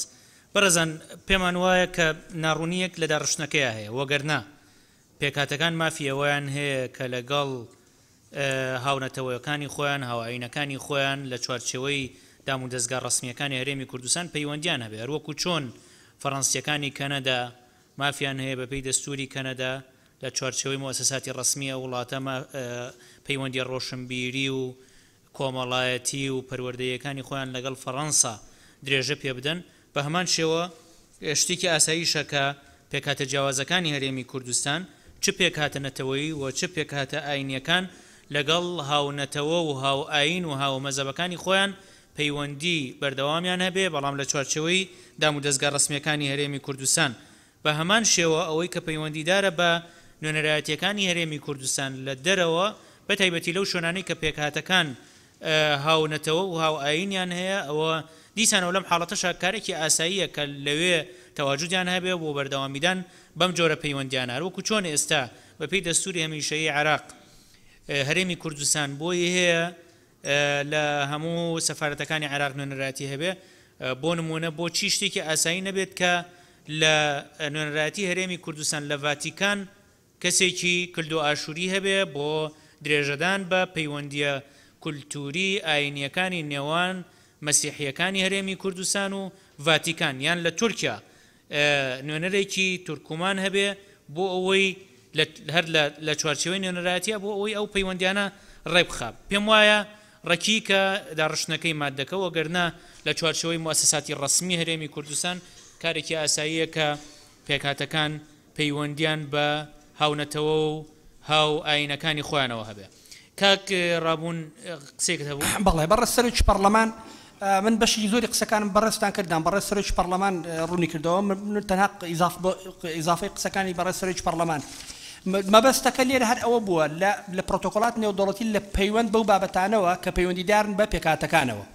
مثلا بۆ نەگیریمان ئەگەر سبەینی کۆنفرانسێکی نێودەوڵەتی کرا و نوێنەری کوردستان بەشداری کرد سەبارەت بە وجودی برا مەسیحی و خوشک و برا مەسیحەکانمان لە خۆرڵات ناوەڕاست لە دۆخی ئەو هادا و هاوشەوەی ئەو دۆخە پێویستە مەفروزە نوێنەری پێکاتەکان لە دۆخی چاوادا بۆ دەبێت نوێنەری مەسیحیەکان لەوێ بن یان بەرلای کەمەوە بەشداریکردنیان مسۆگەر بکرێت وەکو بەڕێز سەرۆکی پەرلەمانیش ئاماژەی بۆ کرد بۆیە تەنها کێشەکە لە داڕشتنەکەدا هیوادار داڕشتنەکە ڕێک بخرێتەوە بە جۆرێک کە هەموو پڕۆتۆکۆڵ و علاقاتێکی نێودەوڵەتی نەگرێتەوە وەکوەوەی کە بەشێک لە برا پەرلەمانتارەکان تێگەیشتون زۆر باش لیژنە پەیوەندیدارەکان قسێکتان هەیە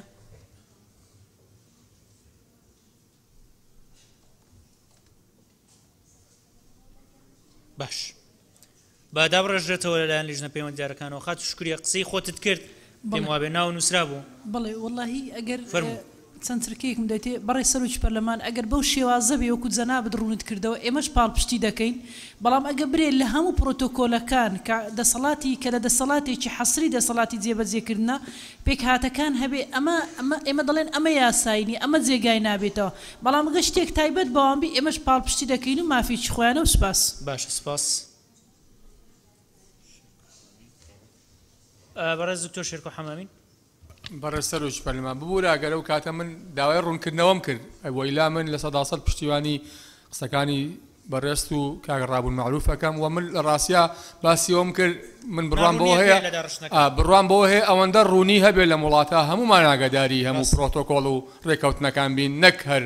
و ناشکرێ بەڕاستی حکومەت بشوێ لە پشتۆم و ئامەرە لە پێکاتێ بکات و ئەمە ئاگای لێ نەبێتوانە لەبەرەوە پێویستە هەمومان ئاگامان لە هەموو پرۆتۆکۆڵ و هەموو شانە بێکە لە وڵاتە ئاگوزەریە من لەو ڕوانگەیەوە وتم سپاس باشە سپاس بەڕێز سەرۆکی پەرلەمان لیژنە پەیوەندیدارەکان مادەکەیان بەو شێوەیە داڕشتەوە مادەی 5 دەستە و ڕێکخراو و نوێنەرایەتی پێکهاتەکان و شوێنەکانی پەرستن مافی هاوبەندی و گەیاندنی پەیوەندی ڕۆشنبیری و فێرکاری و کۆمەڵایەتی و پەرەپێدانیان هەیە لەگەڵ ئەوانەی لە تایبەتمەندی ئەتنی یان ئاینی و نەتەوەیی هاوبەشن لەگەڵیان لە ناوەوە و دەرەوەدا بە پێی یاسا بەرکارەکان و لە حاڵەتی هەڵسانی حکومت بەبەستنی پرۆتۆکۆلاتی نێودەوڵەتی یان هەرێمی تایبەت بە پێک هاتەکان بەشداریکردنیان تیایدا مسۆگەر بکات. چێ لەگەڵەتی بۆ شوەی کە خوێنرایەوە؟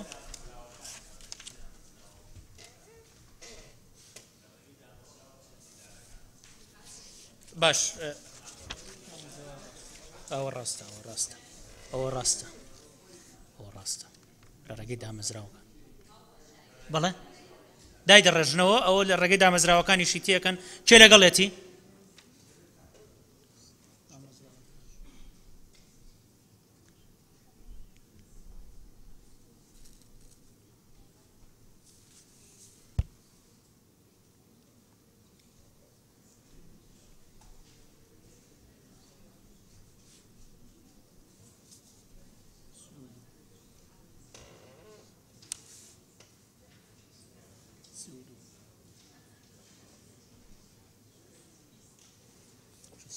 شەست و سێ کەس دەگەڵێتی کێ دژێتی؟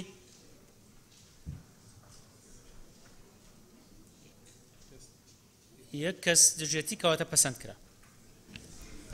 مادەی 6 بۆ مسۆگەرکردنی مافی پێکهاتەکان ئەوە سەرۆکی یەکە کارجێڕیەکان و سەرۆکی ئەنجومەنە خۆجێیەکان لەوانە دەبێت کە نوێنەرایەتی زۆرینەی دانیشتوان دەکات لە یەکە کارجێڕیەکە بە پێی یاسا بەرکارەکان. ئەو پێشنیارکەن دوای خۆتان کێ قسەی هەیە لەسەر ئەم مادەیە بە ناوی خۆی بنووسێ؟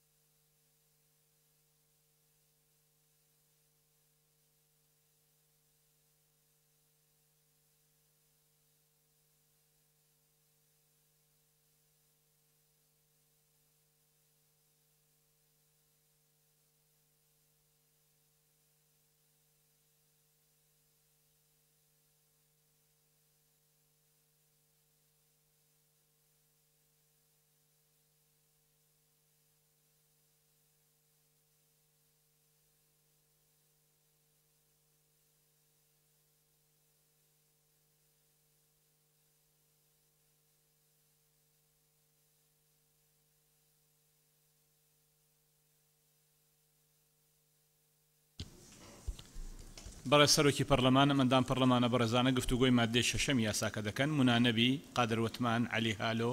ڤەمان فەیسەڵ حەیات مەجید ئەبوو بەکر عومەر ڕابن تۆفیق ئەیوب عەبدوڵڵا جوان ئیسماعیل عەبدوڕەحمان علی یعقوب گورگیس وحیدە یاقو سرود سەلیم یەڕوانە دنیسان ماجد عوثمان محەممەد سعدەدین صالح فەقێ بەهار عەبدوڕەحمان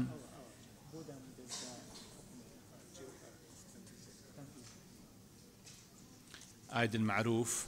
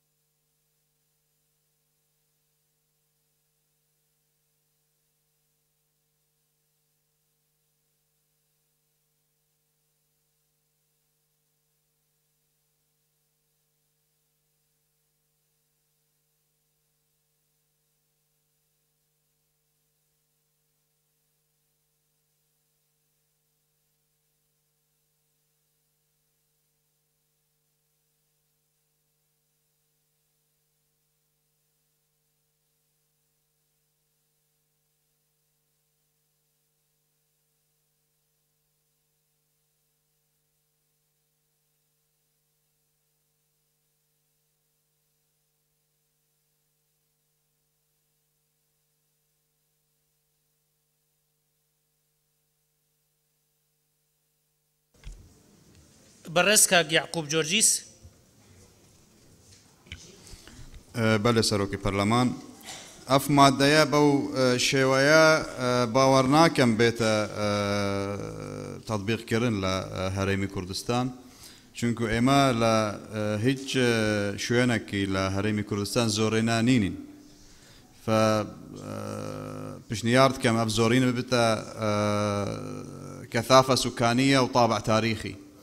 چونکو ئێستا کەروسەیرێکن لە هەرێمی کوردستان لە هیچ جەیەکی ئێمە زۆرینە نین یان ئەو مادە لادەین یان تعدیلکەین بشێوەیەکی ئێمە استیفادە لێ بکەین. زۆر سوپاس. باشە سوپاس. خاتوو وەحیدە یاقوب. برای سروکی پرلمانی ادبیجم اوه اف زوری نجی ببتا سری دانشتوان يعني كثافة سكانية يعني نا إلا أغلبية بت تشتاق ديجي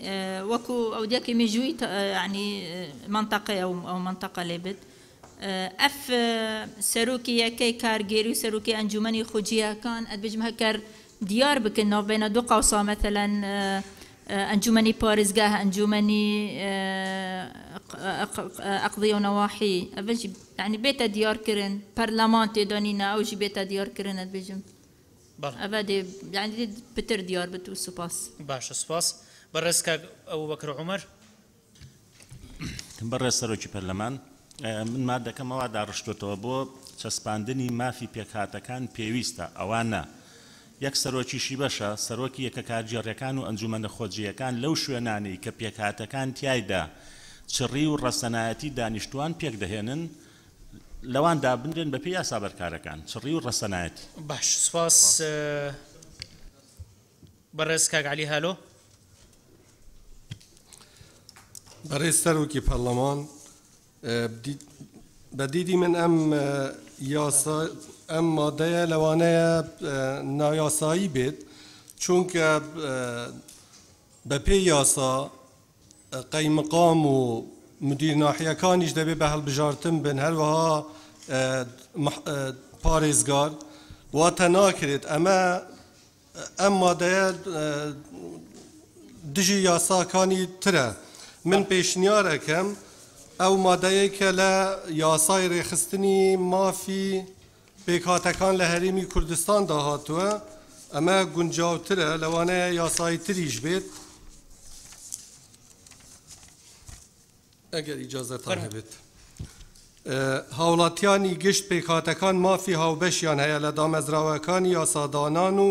جێبەجێکردن و دادگەری هەرێم بە پلەی جیاواز و بە پێی یاسا بەرکارەکان. سوپاس. باشە سپاس. بەڕێزکە قادر وەتمان.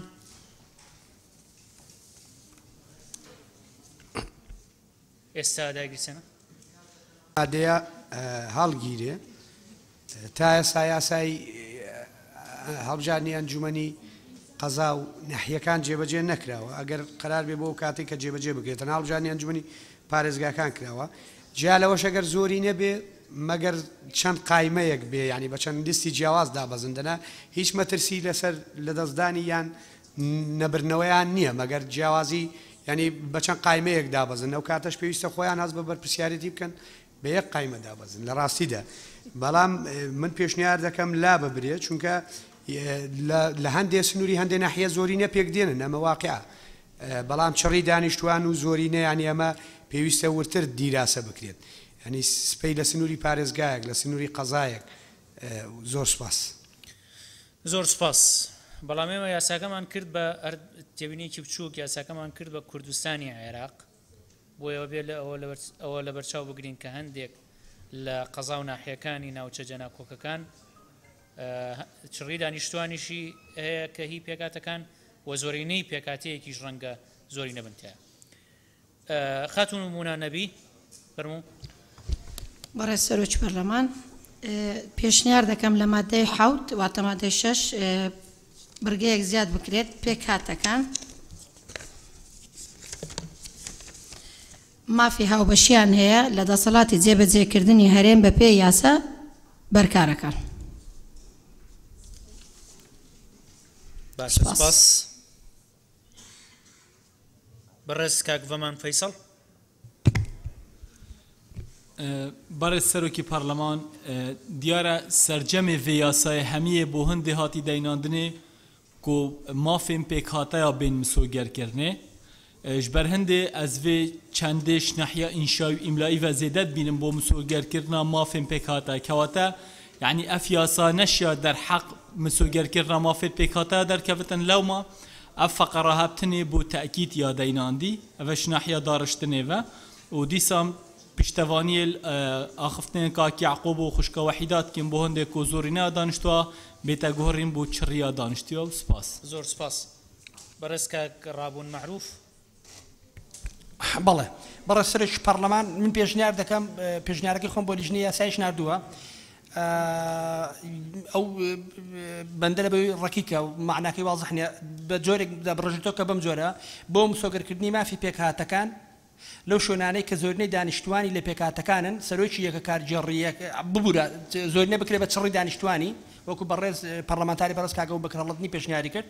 سەرۆکی یەکە کارجێڕیەکان و خۆجێیەکان یەک سەرۆکی بەسە بەڵێ سەرۆکی یەکە کارجێڕیەکان و خۆجێی ئەنجومەنە خۆجێیەکان سەر بە پێکهاتەکان دەبن زۆر سپاس باشە سپاس بەڕێز دکتۆر سرود سەلیم بەڕێز سەرۆکی پەرلەمان پێشنیار دەکەم ئەو مادە ببتە سێ فەقرە سێ نقطة دەست پێ دەکا بە لضمان حقوق المكونات أولا تتولى الحكومة اتخاذ إجراءات خاصة تضمن تمثيل جميع مكونات الإقليم في البرلمان ومجالس المحافظات والأغذية والنواحي أم بابا تزور جرينجا لبومان جرانتي دادات أما كسبي دو سبي أما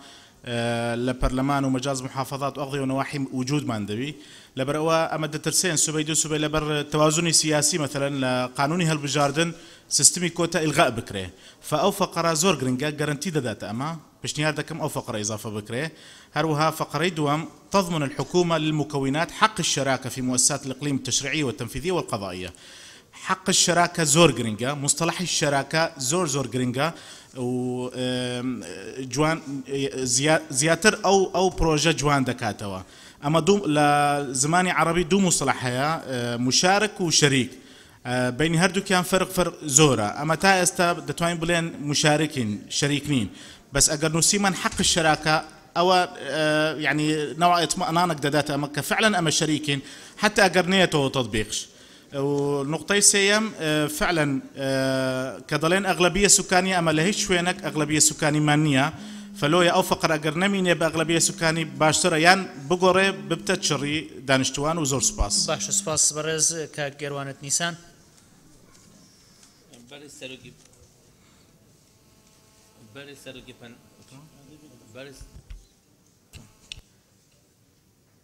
برز سروقي بلوان أس بيجم أف مادة بتدو فقرة بداية لضمان حقوق المكونات نقطتين أولا يكون رؤساء وحدات الإدارية ورؤساء مجالس المحلية نفسي والذي يمثل أغلبية وكي شنغاري أو وكي هات شكل أغلبية بتأوبن بس فقرة دوام مش ضمان حقوق الشراكة في الحكومة في مناطق كثافة السكانية يعني كثافة السكانية هابط ولضمان حقوق وابط حكماتي ده بس أبدي من زور سباس باش سباس برز كاك أيوب عبد الله برز سروچی پەرلەمان من پێم وایە مسۆگەرکردنی مافی پێکهاتەکان بە دەستور و یاسا دەبێت نەک بە دانانی قام و مدرنیاحەیەک لە ئەوان بۆی پێم باشە بەو شێوازە دابڕێژرێتەوە بۆ بەشداری پێکردنی پێکهاتەکان لە یەکە کارژێڕیەکاندا دەبێ سەرۆکی یەکە کارجێڕی و سەرۆکی ئەنجومەنە خۆجێیەکان لەوان بێت دەبێ لێرەدا مولزەم دەبێ یعنی کە دەبێ لەوان بێ و لەگەڵ ئەوەشدام کە زۆرینەکە بکرێتە چڕی زۆر سپاس باش سپاس بەڕێز خاتوو حیات مەجید بەڕێز سەرۆکی پەرلەمان بەشێک لە قسەکان لەلایەن خاتوو وەحیدە یاقۆ کرا لەسەر بۆ مسۆگەرکردنی مافی پێکهاتەکان پێشنیارەکەم بڕگەیەکی تری بۆ زیاد بکرێت کە بەڕوونی باسی پاراستنی ئەمن و ئاسایشی پێکهاتەکان بکا کە زۆر جار بەهۆی دینەکەیانەوە ژیانیان کەوتۆتە مەترسیەوە وەک لە ڕابردووە بینیمان پێشنیار ئەەکەم بە کورتی بەم شێوەیە پێشنیارەکەم ئەخەمەڕوو پاراستنی ئەمن و ئاسایشی پێکهاتەکان مسۆگەر بکرێت زۆر گرنگە پاراستنی ئەمن و ئاساییشیان بەڕوونی مسۆگەر بکرێ بنووسێ لە یاساکە. باشە سپاس. بەڕێز دکتۆر جوان ئیسماعیل. بەڕێز سەرۆکی پەرلەمان جوان ئیسماعیل لە مادە 6 وەک جەنابەت گوتنی لە سیاغە و دانیشتنی بڕێک کەم و کورتی هەیە بە زمانە کوردیەکەی عیبی تێدانیە نەقصی تێدانیە بە زمانی عربي دليل ضمان حقوق المكونات يكون رؤساء الوحدات الإدارية ورؤساء المجالس المحلية دبي بقوتري من ضمن هذه المكونات أو التواكر بكري والذي يمثل الأغلبية السكانية. زور سباس. باشا سباس. برز ما مصطفى ماجد عثمان. برز سروچی پارلمان من لو مادەیەدا هاوڕام لەگەڵ بەڕێزان کاک ئەبوبەکر هەڵدنی و کاک عەلی هاڵۆ هەروە هاوڕام لەگەڵ موناخان بەڵام بە شێوەیەک کە من پێشنیار دەکەم سیاغە بکرێ ئەو مادەیە کە بکرێت بە دوو بڕگە بنووسرێت مادەی 6 مسۆگەرکردنی مافی پێکاتەکان لە یەکەم سەرۆکایەتیکردنی یەکە ئیدارەیەکان و ئەنجومە خۆزەیەکان لەو شوێنانەی کە سڕی دانیشتوانەکانی لەو پێکاتانن. دووەم دامەزراوەکانی یاسادانان و جێبەجێکردن لە کوردستان. زۆر سپاس. باشە سپاس. وەڕێز کاک محەممەد سەعدەددین. بەڕێز سەرۆکی پەرلەمان منیش هەر پێگیری ئەو بەڕێزان دەکەم کە دەربارەی یەکەی کارژێریەکان و سەرۆکی ئەنجومەنی خۆزەییەکان وشەی زۆری نەبکرێت بە سڕی دانیشتوان و پشتگیری ئەو بەرەزانە دەکەم کە زیادکردنی بەشداریکردنی پێکهاتەکان لە دەستگاکانی یاسادانان و جێبەجێکردن لەگەڵ ئەو مادەیە ینی جێگای لە مادەیە بکرێتەوە. سپاس. باش سپاس. بەڕێز مامۆستا عەبدوڕەحمان عەلی. زۆر سپاس. وەڵام من یەک ڕام هەیە جەنابی سەرۆکی پەرلەمان لێرە باسی زۆری نەکراوە لەو شار و چارۆژکانەی کە زۆرینەن. من پێم وایە زۆرینە و کەمینە لێرا بەکار نەهێنرێت چونکە ئەوە بڕاوەتەوە گەل لە شوێنێکا زۆری نەبن بە تەکید قایمقام یامودی ناحەیە یاخو سەرۆکی ئەنجومەنی خۆجێیی لەوان دەبێ. بەڵام لە ئێستادا خۆ ئەگەر سەیری بکەین وەزیرمان هەیە لەو برایانەیە لە خوشک و برایانەیە و پەرلەمانتارمان هەیە و داون دەستگاکانیشا چەندین ڕاوێژکار و فەرمانبەرمان هەیە. بۆیە بە بڕای من یا لا ببرێت یا ئەو زۆرینەکە یا هەر بڕگە مادەکە لا ببرێت یا زۆرینەکە لا ببرێت و وای لێبێت کە بە پێی بەرکەوتەی خۆیانە بە پێی شڕی دانیشتوان ئەوەی کە خۆیان دەیانەوێت چونکە ئەوەی کە هەیە لێرە تەحسیل حاصلە و بڕاوەتەوە لەو شوێنانە بە تەکید حەقی خۆیانە. بۆیە من قەناعەتم وایە مەسەلەی زۆرینە و کەمینە ناکرێت لەم مادا هەبێ و زۆر سپاس. زۆر سپاس. بەڕێز کاک ساڵح فەقێ. بەڕێز سەرۆکی پەرلەمان سەبارەت بە ئەنجومەنە خۆجیەکان ئەوە یاسای تایبەت بە خۆیان هەیە و ئەگەر ئێمە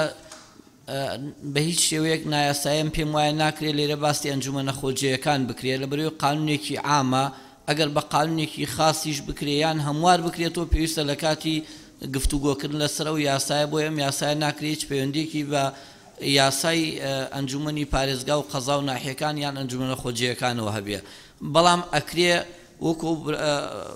برادران ئاماژەیان پێدا چڕی دانیشتوان لە بەرچاو بگیرێ بۆ لێپرسراوی یەکە کارگەڕیەکان لە سنوورەکەی خۆیانە ئەو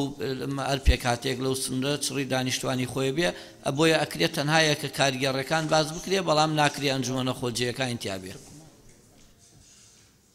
بەڵێ. بەڕێز کاگادن معروف. بەڕێز سەرۆکی پەرلەمان منیش پشتیوانی تەییدی ئەو برادرە بەڕێزانە یەکەم کە لەو مادەدا باسی کە چڕی دانیشتوان کرد ئێمەش کە لەو مادەدەیە ڕاچاوی چڕی دانیشتوانی ئەو پێکاتانە بکرێتن و هەروەها من پشتیوانی مونەخانیش دەکەم کە بڕگەیەک ئیزافە بکرێتن لەو مادە بۆ ئەوەی مسۆگەرکردنی مافە پێکاتەکان لە دامەزراوی یاسادانان و جێبەجێکردندا. زۆر سوپاس. زۆر سپاس. خاتوبار عەبدوڕەحمان. بەڕێز سەرۆکی پەرلەمان سێ بۆچوونم هەیە لەسەر ئەم مادەیە. یەکەم داڕشتنی ناڕوون و ناڕۆشنە پێویستی بە چاکردن هەیە دووەم ئەمەی کە نووسراوە بۆ مستۆگەرکردنی مافی پێکهاتەکان ئێمە سەرجەمی ئەم یاسایە کە باسی لێوەکەین بۆ مستۆگەرکردنی ئەوانە نەک تەنها ئەم خاڵە بۆیە پێویست بەوە ناکە لە ڕوانگەی چاکردنی ئەم بڕگەیە کە ناڕۆشنی تیا دیارە من دوو داڕشتنم داناوە ئەیدەمە لیژنەی یاسایی ئەگەر ڕەچاو بکرێت یەکەم لەو شوێنانەی زۆرینەی دانیشتوانی پێکهاتەیەکی دیاریکراون سەرۆکی یەکە کارژێڕەکان و سەرۆکی ئەنجومەنە خۆجەیەکان لەوان دەبن بە پێی یاسا بەرکارەکان چونکە ئەزانین ئەنجومەنە خۆجەیەکان یاسای خۆیان هەیە یاخود بەم شێوازە سەرۆکی یەکە کارژێڕەکان و سەرۆکی ئەنجومەنە خۆجەیەکان لەو شوێنانەی زۆرینەی دانیشتوانی لە پێکهاتێکی دیاریکراون لەوان دەبن بە پێی یاسا بەرکارەکان زۆر سپاس زۆر سپاس لیژنە پەیوەندیدارەکان قسەتان چییە؟ فەرموو بەڕێز دکتۆرە ڤالە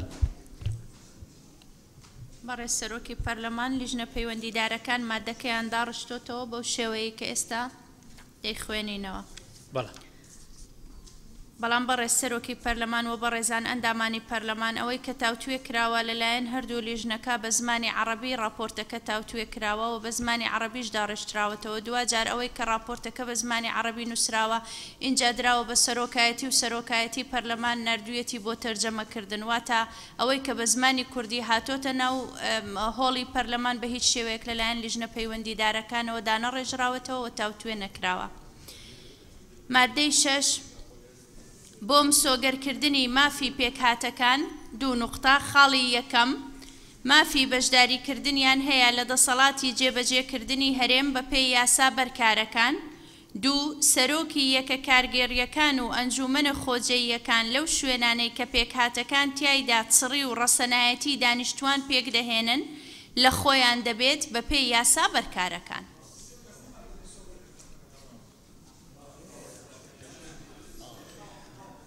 ئەوە خات و بەهار ئەڵێ نوقتەی نظامیم هەیە بەڕێز سەرۆکی پەرلەمان سێ پەرلەمانتار کاک دڵەمان کاک ئەیوب من باسمان لەوە کرد بۆ مسۆگەرکردنی مافی پێکهاتەکان ئێمە سەرجەمی یاساکە بۆ مسۆگەرکردنێتی ئەوە پێویست ناکات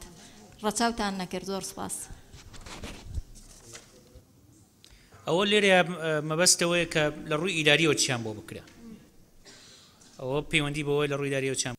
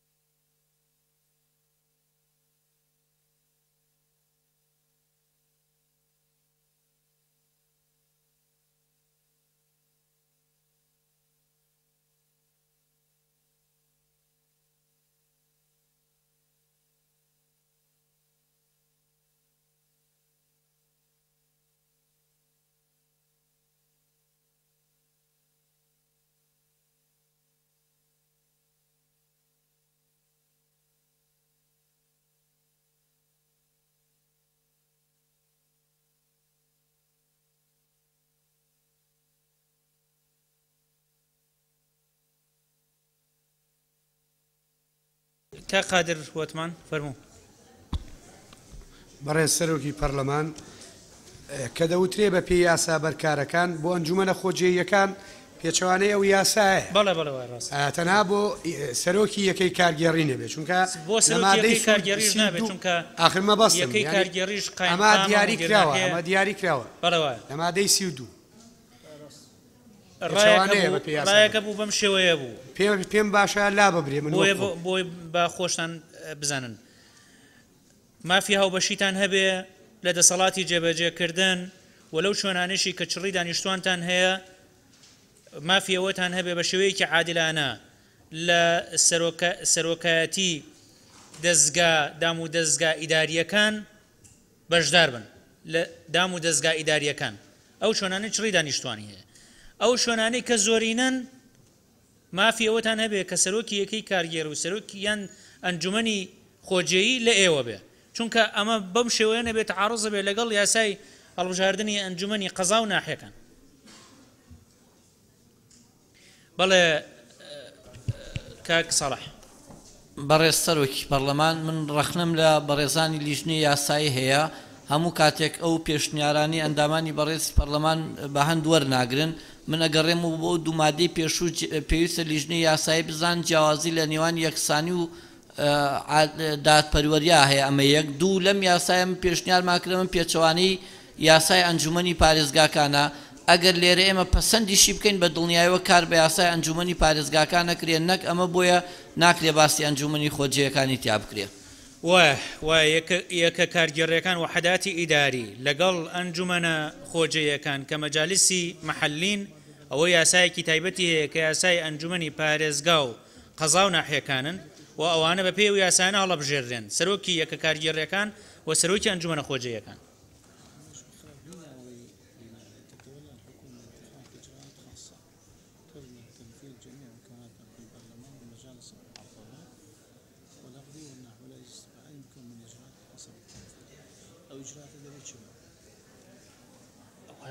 حكومة نايكا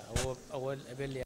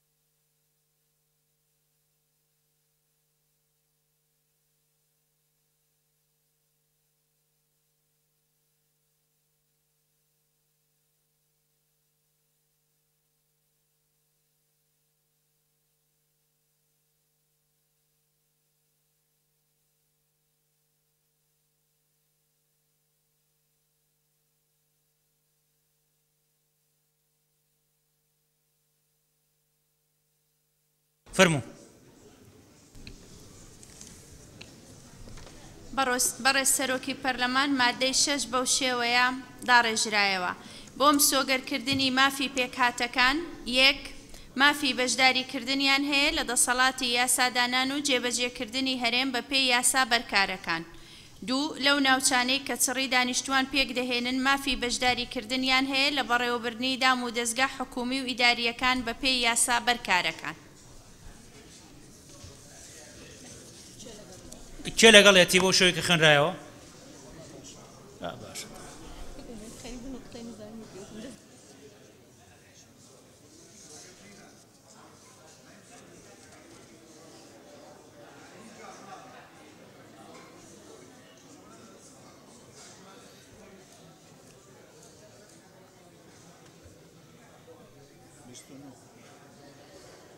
والله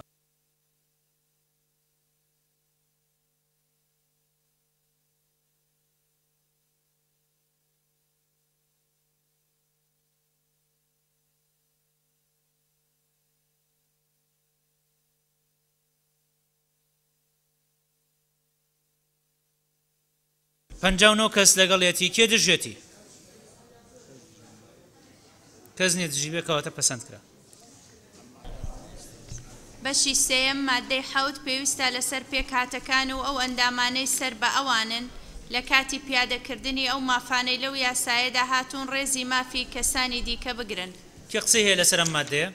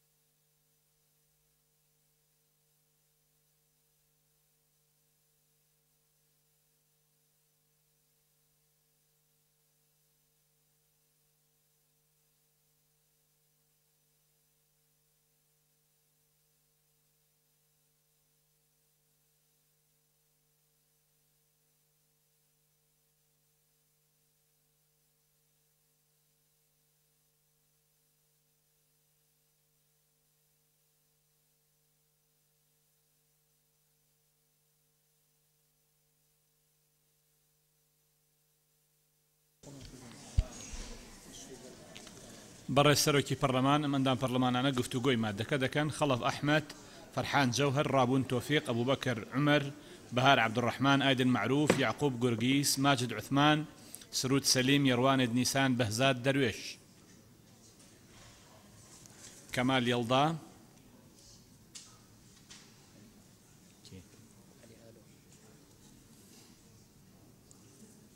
عەلی هالۆ،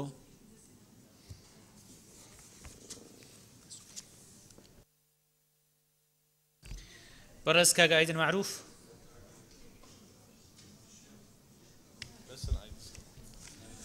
بەڕێز سەرۆکی پەرلەمان لە مادەی 7 ئەو مادەیە زیادە زۆر زەعیفە و داوا دەکەم کە ئەو مادەیە هەڵبژێت. زۆر سوپاس. باشە سوپاس بەڕێز کاک ڕابوون معروف. بەڵێ پشگیری قسەکانی بەڕێز کاک ئایدن دەکەم ئەو مادەیە زیادەیە داوا دەکەم لا ببرێت. باشە سوپاس بەڕێز کاک فەرحان جەوهەر. برای سەرۆکی پەرلەمان پشتگیری کاک ئایدن و کاک ڕابوونەکەم ئەم مادە زیادە و هەڵبگیرێتن. زۆر سپاس کاک خەلەف ئەحمەد. بەڕێز سەرۆکی پەرلەمان منش پشتگیری لادانی مادەکە یەکەم لەبەرەوەی لە هۆیەکانی دەرچوون ئیشارەتی پێدراوە ئەگەر لانەبرا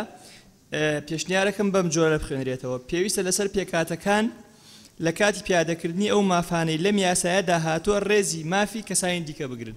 باشە سپاس بەڕێز کاک ئەبوبەکر عومەر. هەمان تێڕوانی نەبەڕێز سەرۆکی پەرلەمان مادەکە لا ببرێت. سپاس کاک یعقوب گورگیس.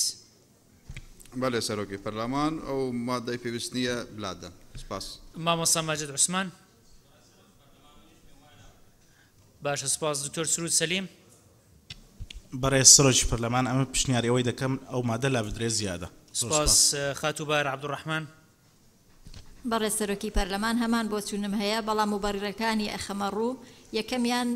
لە ڕاستیە ئەمە شتێکی ئەخلاقیە نەوەکو یاسایی هەر کەس یعنی بێ ڕێز لە مافی کەسانی تر بگرێت دووەمیشیان ئێمە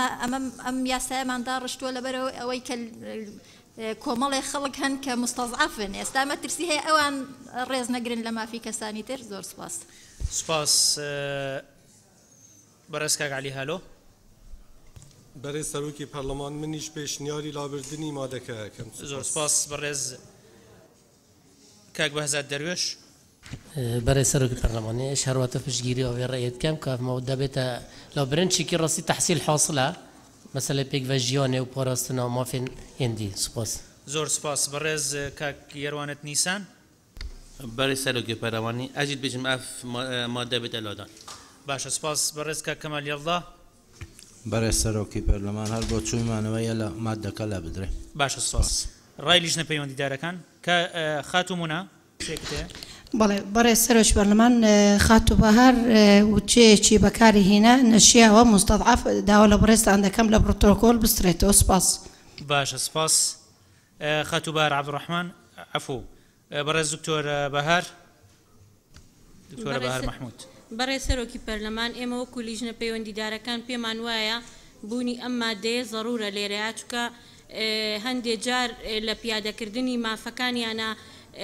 لەگەڵ ڕێزم بۆ هەموو پێکاتەکان نابێ نیزامی عام نابێ حدودی مافی خەڵکی تر ببەزێنن بۆیە ئەمە مادام ئەم یاسایە کۆمەڵێ مافی داوە بەوان لە بەرامبەرە واجبێکیان هەیە کە ڕێزگرتنی مافی کەسانی ترە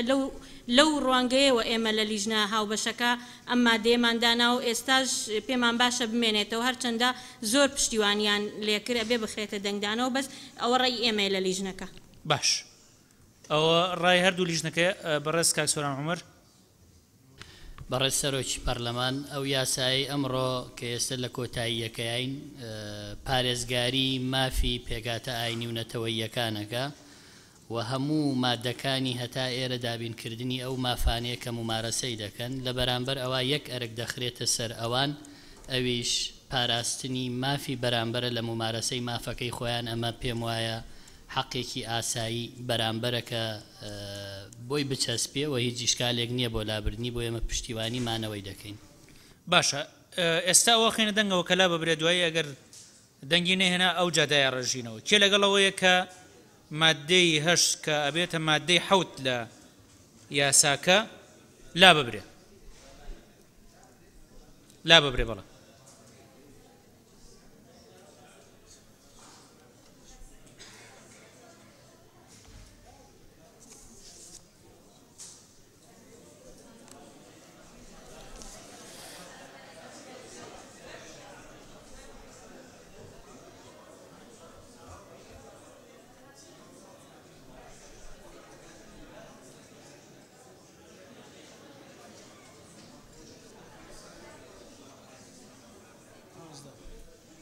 سیونۆ کەس لەگەڵەوەی لا ببرێ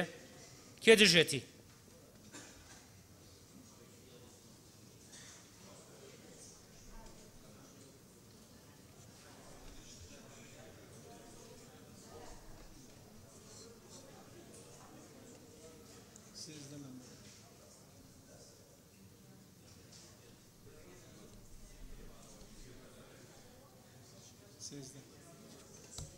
بەخەمووی 25 کەس لەگەڵ دژێتی کەواتە پەسەند کراو لابرا ئەو مادەی کە لەلایەن خاتو حیاتەوە پێشنیارکرا بێت لێرەیە جێ بکرێتەوە جارێکی خێنە دەنگە و کایە و مادەی زیاد کریاننەوە دوایی دادەڕێژرێتەوە خاتو حیات و بەشێکی ئەندامانی پەرلەمان پێشنیاری ئێوەیان کرد کە ئەنجومەنێکی ڕاوێژکاری پێک بهێنرێ بۆ پێکاتەکان کە سەر بە ئەنجومەنی وەزیران بێت و بەرپرسیار بێت لە هەموو کاروبار و بوارەکانی بەدواداچوون و چاودێریکردنی جێبەجێکردنی ناوەڕۆکی یاساکە و مافی پێکاتەکان کێ لەگەڵەوەیە ئەو ئەنجومەنە خاتو بەهار بەڕێز دکتۆرە بەهار بەڕێز سەرۆکی پەرلەمان ئێمە لە لیژنەی یاسایی پێمان وایە کە ئەو ئەنجومەنە پێویست نییە چونکە ئەمە یاسای و دەرەچێت جیهەتی چاودێریکردنی دیاری کراوە کە پەرلەمانە بە دواداچوونی پێویست بە ئەنجومەن ناکات دروست بکرێت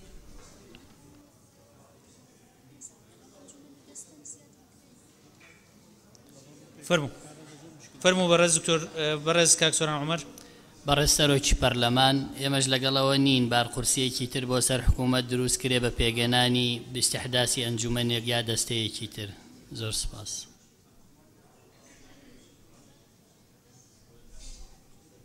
باشە خێنەوە توێژەوە ئەما خێنەوە توێژەوە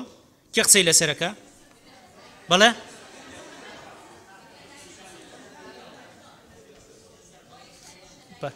بەڵێ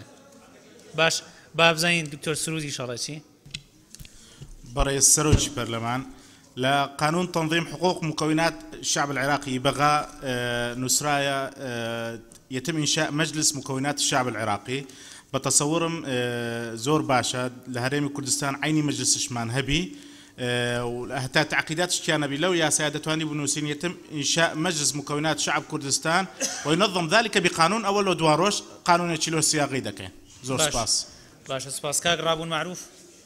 بەڵێ بەڕێز سەرۆکی پەرلەمان من انتیباعم وایە کە ئەو بەندە پێشنیار بکرێت دەنگ ناهێنێ بۆیە بیخە دەنگدانەوە ئەگەر پێشنیاری بردەوە کە ئەو بەندە دروست بکرێت ئینجا مناقشەی دەکەین. زۆر سپاس. ئەو قسانە لە پرۆتۆکۆلە سڕێتەوە چونکە جارێت تۆ چۆن نتوانین پێشبینی ئەوە بکەیت کە دەنگ هێنێ یا دەنگ ناهێنێ. کێ لەگەڵەوەیە کە ئەو مادەیە زیاد بکرێت بەڵێ کێ لەگەڵێتی کە زیاد بکرێت مادەیەکی لەو شێوەیە زیاد بکرێت ئەنجومەنێکی ڕاوێژکاری دروست بکرێت.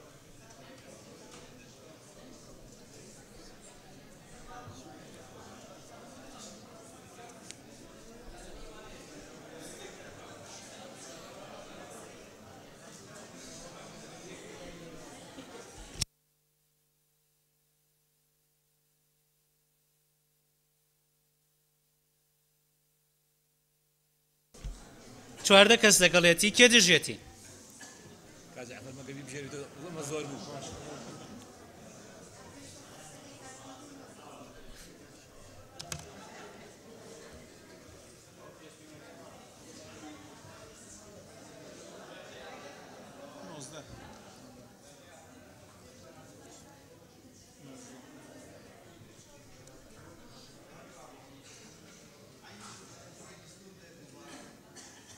چلو چوار کەس دژێتی کەواتە پەسەند نەکرا. مادەی دوای ئەو کە مادەی نۆیە ئەبێتە مادەی حەوت. مادەی حەوت کار بە هیچ دەقێکی یاسایی ناکۆک لەگەڵ حکومەکانی ئەم یاسایەدا ناکرێت. بەڵێ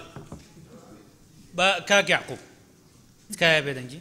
بەڵێ مادەی حەوت کار بە هیچ دەقێکی یاسایی ناکۆک لەگەڵ حکومەکانی ئەم یاسایەدا ناکرێت.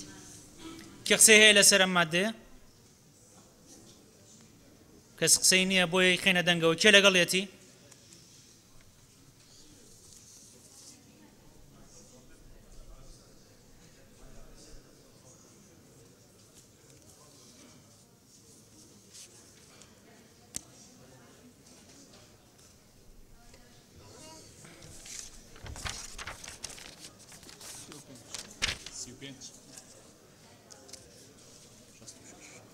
شەست و شەش کەس لەگەڵێتی کێ دژێتی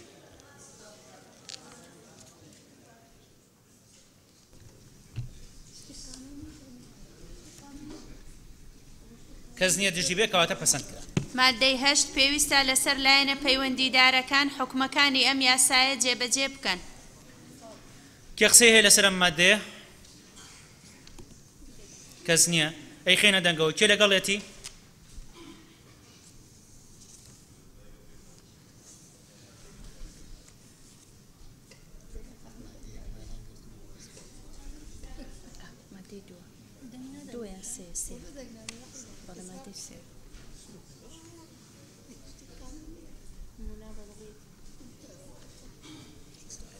شەست و حەوت کەس لەگەڵێتی کێ دژێتی کەس نییە دژی بێ کەواتە پەسەند کرا.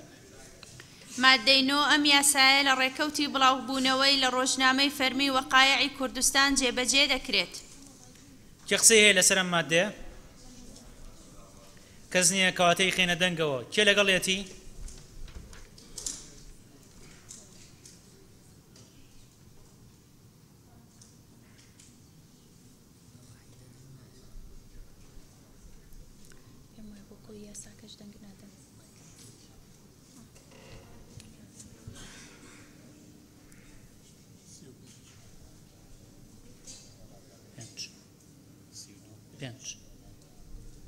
67 کەس لەگەڵێتی کێ دژێتی کەس نییە دژی بێ کەواتە پەسەند کرا هۆیە پێویستکارەکان هۆیە پێویستکارەکان لەبەرەوەی کوردستانی عێراق دەوڵەمەندە بە هەمە جۆری نەتەوەی و ئاینی و زمانەوانی و لە پێناو ڕێخستنی مافی ئەو پێکاتانەی تیایدا پێکەوە دەژین و مسۆگەرکردنی پیادەکردنیان بۆ ئەو ماف و ئازادیانەی لە پەیمان نامە نێودەوڵەتیەکانی پەیوەندیدار بە مافەکانی مرۆڤەوە هاتوون وەک گەرەنتیەک بۆ مامەڵەکردن لەگەڵ هاوڵاتی کوردستانی بە پێی پرەنسیپی هاوڵاتی بوون بە چاوپۆشین لە جیاکاری ئەندامبوونیان و لە پێناو چەسپاندنی گیانی ڕێزگرتن و لێبوردەیی و یەکتر قبولکردن لە نێوان پێکهاتەکاندا ئەم یاسایە دەرچوێندرا. بەڕێز سەرۆکی پەرلەمان پێشنیار کرابوو کە مادەی سێ لەگەڵ ئەو مادەیە ببێ بە هۆکاری دەرچواندن بۆیە ماوەیەکمان دەوێت بۆ داڕشتنەوەی. باش با ناوەکانیش بنووسین.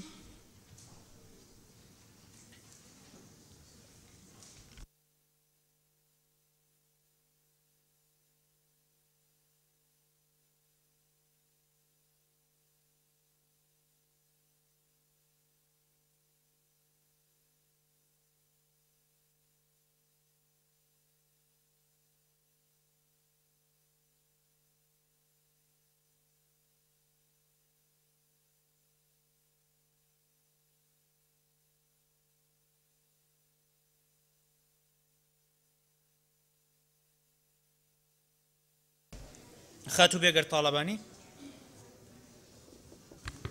بەڕێز سەرۆکی پەرلەمان بەڕێز سەرۆکی لیژنەی یاسایی ئاماژەی پێدا کە مادەی سێ بهێنرێتە ئێرە چکەوە پەیوەندیدارن بە یەک بەڵام من بەم شێوەیە داڕشنێکم بۆ کردوتەوە و لە ناو هۆیەکانی دەرچواندندا ئەو دەستەواژەی یاخود ئەو ڕستەی کە باز لەوە دەکا وەک گرنتەیەک بۆ مامەڵەکردن لەگەڵ هاوڵاتیانی کوردستانی من پێم وایە لەبەر ئەوەی هەمومان لە ناو هەرێمی کوردستان یاخود لە ناو کوردستاندا لە چوارچەوەی گەلی کوردستاندا مافمان پارێزراوە من پێم وایە ئەو ڕستەیە دەبێت لاچێ و پێشنیار دەکەم بەم شێوەیەدا بڕژرێتەوە. ئامانجی ئەم یاسایە بریتیە لە پاراستنی مافی پێکهاتەکان لە کوردستان داش عێراق سەرباری مافە دەستوریەکانیان بۆ مافە سیاسی و مەدەنی و کارجێڕی و ڕۆشنبیری و فێرکاری و ئابوووریەکان بە پێی یاسا ناوخۆی و نێودەوڵەتیەکان لەبەر ئەوەی کوردستان داش عێراق دەوڵەمەندە بە هەمە جۆری نەتەوەی و ئاینی دەستەبەری ئەو ماف و ئازادیانە دەکات کە لە پەیمان نامە نێودەوڵەتیەکانی پەیوەندیدار بە مافەکانی مرۆڤەوە هاتوون و لە پێناوی چەسپاندنی گیانی ڕێزگرتن و لێبوردەی و یەکتر قبولکردن لە نێوان پێکهاتەکاندا ئەم یاسایە دەرچێندرا. سپاس بینێرە بۆ لیژنە پەیوەندیدارەکان تکایە بەڕێز کاک عەلی هالۆ. بەڕێز سەرۆکی پەرلەمان من پێشنیار دەکەم لە جیاتی پێکهاتەکان هاوڵاتیان بنووسرێت واتە بەم شێوەیە لە پێناو چەسپاندنی گیانی ڕێزگرتن و لێبوردەی و یەکتر قبولکردن لە نێوان هاوڵاتیاندا. دوو ئەم پرۆژە یاسایە وەکو پرۆژەکانی تر پڕە لە هەلەی ڕێزمانی ئەگەر فاریزە هات پێویست بە واو ناکات ئەگەر واو هات واتە پێویست ناکات فاریزە بنووسرێت ئەمە بۆ هەیبەتی پەرلەمان جوان نییە واتە ناشرینکردنی زمانی کوردیە سێ وەکو لیژنەی هەواڵانی لیژنەی قانونی ئیشارەیان پێدا ئەمە بە عەرەبی نووسراوە و تەرجمەی کوردی کراوە بۆیە لە زۆربەی مادەکان هەست ئەکەن کە بە ڕۆحی کوردی نەنووسراوە ئەبێ بگەڕێینەوە بۆ نوسخە عەرەبیەکە تا بە درستی لە هەندێک لە مادە تێبگەین ومێدەوارم لەمە دووە ئەمە ڕەچاو بکرێ. زۆر سپاس. و راپۆرتەکان بە کوردی بنووسرێ بە زمانی کوردی بنووسرێ ئەروەکو چۆن لە یاسای زمانە فەرمیەکان ئەمە تەسبیت کراوە. سپاس بۆ جەنابەت. بەڕێز کاک ئەبوو بەکر عومەر. بەڕێز جەنابی سەرۆکی پەرلەمان من ئەم دەقەم نووسیوە لە پێناو پاراستنی پێکەوە ژیانی پێکهاتە نەتەوەی و ئاینیەکان کە بووەتە سیما و تایبەتمەندی کۆمەڵگەی کوردستانی و بۆ ڕێخستنی ماف و ئازادیەکان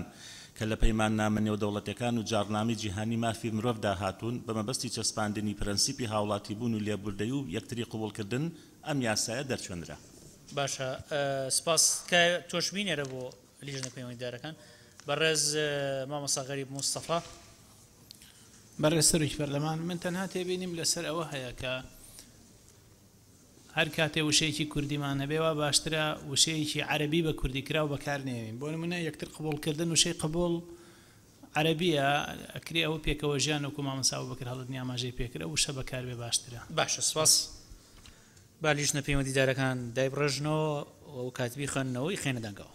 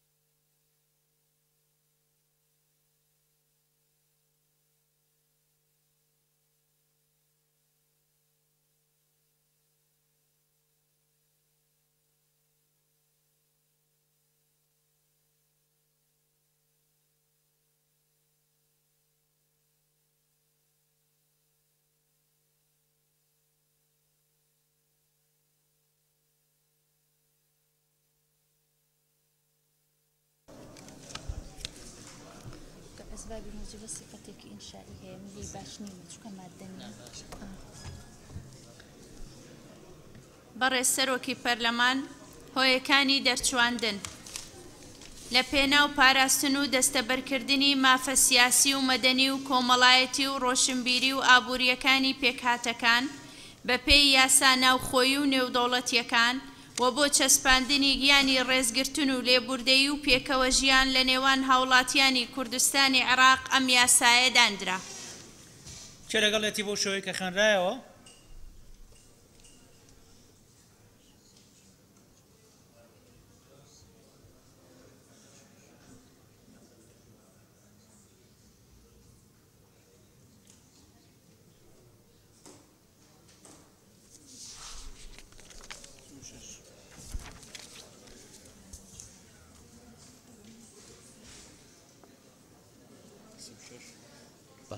هەفتا و یەک کەس لەگەڵێتی کێ دژێتی؟ کەس نییە دژی بێکەواتە پەسەند کرا. کۆی یاساکە خێنە دەنگەوە کێ لەگەڵ کۆی یاساکەیە بۆ شەوەی کە دەنگ لەسەر مادەکانی درا؟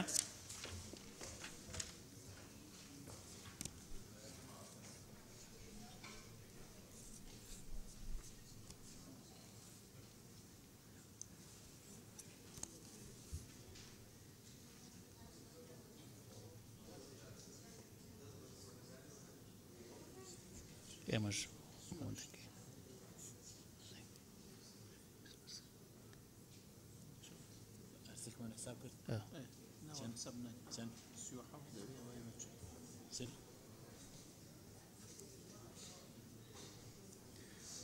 هەفتا و چوار کەس لەگەڵێتی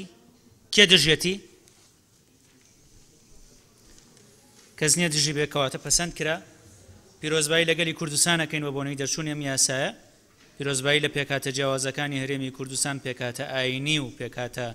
ئیتنی و نەتەوەیەکانەکەین بە بۆنەی دەرچوونی ئەم یاسایە. بێگومان دەرچوونی ئەم یاسایە هەنگاوێکی گرنگە بێ لە قوڵکردنەوەی گیانی پێکەوە ژیان لە نێوان پێکاتە جیاوازەکانی هەرێمی کوردستان و لە هەمان کاتیشە دەرچوونی ئەم یاسایە ڕێگا خۆشکەرە بێ بۆ سەرنجڕاکێشانی پێکاتە جیاوازەکانی ناوچە جێناکۆکەکان لەو سۆنگەیی کە هەرێمی کوردستان نایەوێت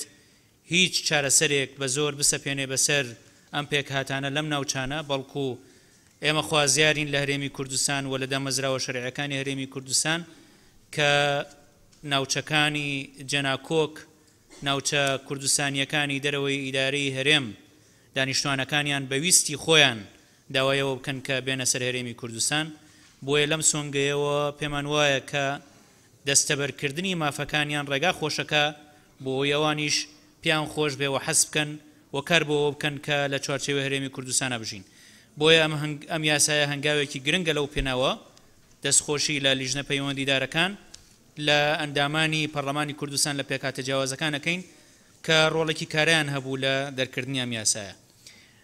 بەڕێز مامۆستا ماجد عوسمان قسەیەکی بفەرموو. زۆر سپاس بەڕێز سەرۆکی پەرلەمان. بە ناوی خۆم و برایانم لە پێکاتەی تورکمان و پێکاتەی کلد و ئاشور و ئەرمەن پڕ بەدڵ دەستخۆشی و سوپاسی خۆمان ئاراستەی یەکەیەکەی برایانمان ئەندامانی پەرلەمانی کوردستان دەکەین. خوشکەکانیشتان ها؟ خوشک و برایانمان لە ئەندامانی پەرلەمانی کوردستان دەکەین لە دەرچواندنی ئەو یاسایە. جێگەی ڕێز و سەربەرزیە بۆ ئێمە بۆ یەکەم جار لە پەرلەمانی کوردستان یاسایەکی ئاوا بۆ پاراستنی مافی پێکاتەکان دەربچوێندرێت بەو هیوایی کە بتوانین لە داهاتوویەکی نزیکدا مافەکانمان لە چوارچێوەی دەستوری کوردستاندا زامن بکرێت و بە حەقیقی مافەکانمان ممارەسە بکەین لەژێر ئاڵای کوردستان. سوپاس بۆ سەرۆکایەتی پەرلەمانی کوردستان و سوپاس بۆ هەموو فراکسیۆنەکان کە بەدڵی ئێمە و باشتر لە داخوازەکانی ئێمە پشتگیریان لێکردین. دەستان خۆش، بژی برایەتی کورد و تورکمان و کلد و ئاشووری ئەرمان هەر سەرکەوتوو بوون. زۆر سپاس. زۆر سپاس. سپاس بۆ لیژنە پەیوەندیدارەکان. داوا لە ئەندامانی لیژنەی مافەکانی مرۆڤەکەین کە بچنەوە جێگەکانی خۆیان. دەستان خۆش.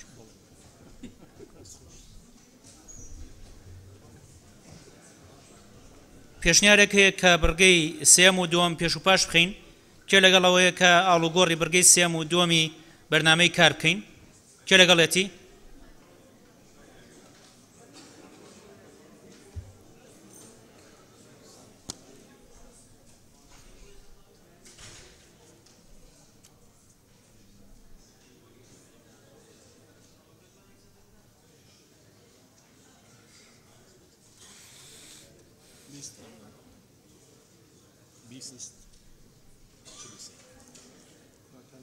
چلوسێ کەس لەگەڵێتی کێ دەژێتی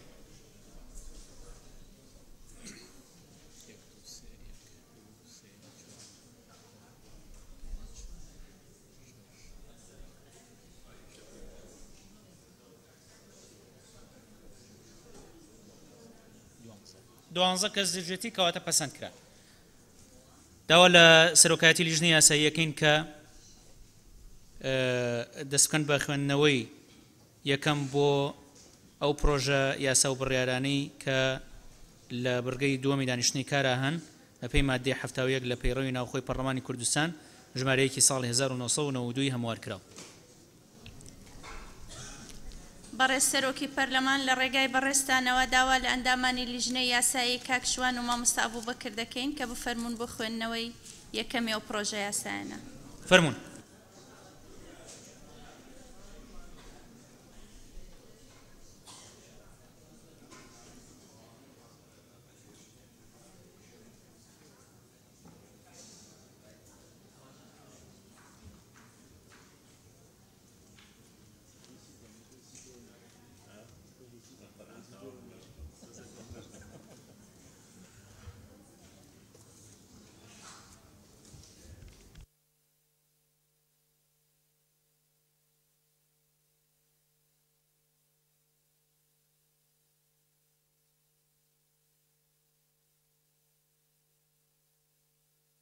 فرمون.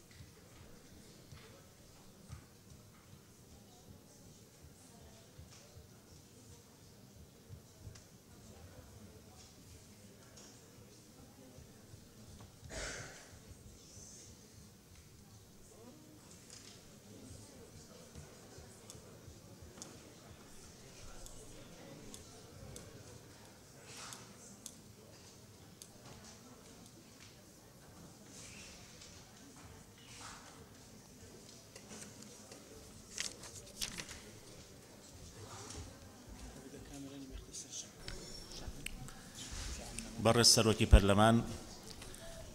پرۆژە یاسا یەکەم بریتیە لە جێبەجێکردن و هەموارکردنی هاوردەکردن و فرۆشتنی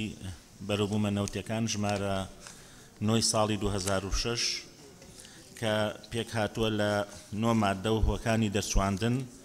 لەلایەن ئەم پەرلەمانتارە بەڕێزانەی لای خوارەوە واژۆ کراوە. یەک دکتۆر ڕێواز فایق، دوو دکتۆر عیزە سابر، سێ بێگەر دشات، چوار سعید محەممەد سعید مەسیفی، 5 گۆران ئازاد، 6 تەلار لەطیف، 7 ئاواز شێخجەندی، 8 زانە عەبدوڕەحمان، 9 دلێر مستەفا، 10 سەرکەوت سەرحەت، 11 خەلف ئەحمەد، 12 عەباس فەتاح، 13 قادر وەتمان ڕەسوڵ، 14 ساڵح فەقێ محەممەد ئەمین، 15 گەشە دارە حەفید. داواکارین لە بەڕێستان ئەم پرۆژە یاسایە ئاراستەی لیژنە پەیوەندیدارەکان بکەن. بەڵێ ئەم پرۆژە یاسایە ڕاستەی گشتەندامانی پەرلەمان و لیژنەی وزە و سەرچاوە سروشتیەکان و لیژنەی کاروباری یاسایی پەرلەمانەکەین. پرۆژە یاسایی دووەم بەڕێز سەرۆکی پەرلەمان بریتیە لە یاسای کۆمپانیای کوردستان بۆ تەسفیەکردنی نەوت و پێکهاتەکانی کە پێک هاتووە لە 18 مادە بەبێ هۆکاری دەچواندن لەلایەن ئەم پەرلەمانتارە بە ڕێزانی خوارەوە واژۆ کراوە. فایق مستەفا ڕەسوڵ، ڕۆزا مەحمود عوسمان، دکتۆر پەری ساڵح، عەبدوڕەحمان عەلی ڕەزا، شێرکۆ حەمە ئەمین قادر، عەلی حەمە ساڵح، پەروا عەلی، برز و مەجید، منیرە عوسمان، مەحمود حاجی عومەر، ئەیوب عەبدوڵڵا ئیسماعیل داواکارین لە بەڕێستان ئاراستەی لیژنە پەیوەندیدارەکانی بکەن. بەڵێ ئەم پرۆژە یاسایەش ئاڕاستەی لیژنەکانی وزە و سەرچاوە سروشتیەکان و لیژنەی دارایی و کاروباری ئابووری و بەرهێنان و لیژنەی یاسایی پەرلەمان و گشت ئەندامانی پەرلەمانەکرێت. بەڕێستەرۆکی پەرلەمان پرۆژە یاسایی هەموارکردنەوەی یاسای باری کەسێتی ژمارە 88 ساڵی 59 کە پێک هاتووە لە 6 مادە و هۆکانی دەرچواندن لەلایەن ئەم پەرلەمانتارە بە ڕێزانی خوارەوە واژۆ کراوە. تەلار لەتیف محەممەد، شیلان جەعفەر عەلی، فەیروز تاها، گەشەدارە حەفید، کەژاڵ هادی فەقێد، دکتۆر پەری ساڵح حەمید، ئاواز شێخجەندی، نەجات محەممەد، سرود سەلیم داواکارین لە بەڕێستان ئەم پرۆژە یاسایەش ئاراستەی لیژنە پەیوەندیدارەکان بکەن. ئەم پرۆژە یاسایە ئاڕاستەی لیژنەی کاروباری کۆمەڵایەتی و منداڵ و خێزان و لیژنەی کاروباری یاسایی و گشت ئەندامانی پەرلەمانەکرێت. بەڕێستەرۆکی پەرلەمان پرۆژە یاسای قەرەبووکردنەوەی قوربانیانی ڕاگواستنی بە زۆرە ملێ لە ناوچە سەرسنووریەکانی هەرێمی کوردستان کە پێکهاتووە لە 17 مادە و هۆکانی دەرچواندن کە لەلایەن ئەم پەرلەمانتارە بە ڕێزانی خوارەوە واژۆ کراوە. دکتۆر عەبدوڵڵا جاسم ڕێکانی، نەجات محەممەد عەبدوڵڵا، فەیروز تاها عەبدولخالق، ناظم کەبیر محەممەد، هێڤا حاجی، محەممەد عەلی یاسین، ڤیان عەباس، مردان خدر، قادر وەتمان، مریەم سەمەد، عەلی هالۆ، فەرحان جەوهەر، سەعید مەسیفی، هەورامان گەچێنەی داواکارین لە بەڕێستان ئەم پرۆژە یاسایەش ئاراستەی لیژنە پەیوەندیدارەکان کرد. ئەم پرۆژە یاسایە ئاڕاستەی لیژنەی مافەکانی مرۆڤ و لیژنەی دارایی و کاروباری ئابووری و بەرهێنان و لیژنەی یاسایی پەرلەمان و گشت ئەندامانی پەرلەمانەکرێت.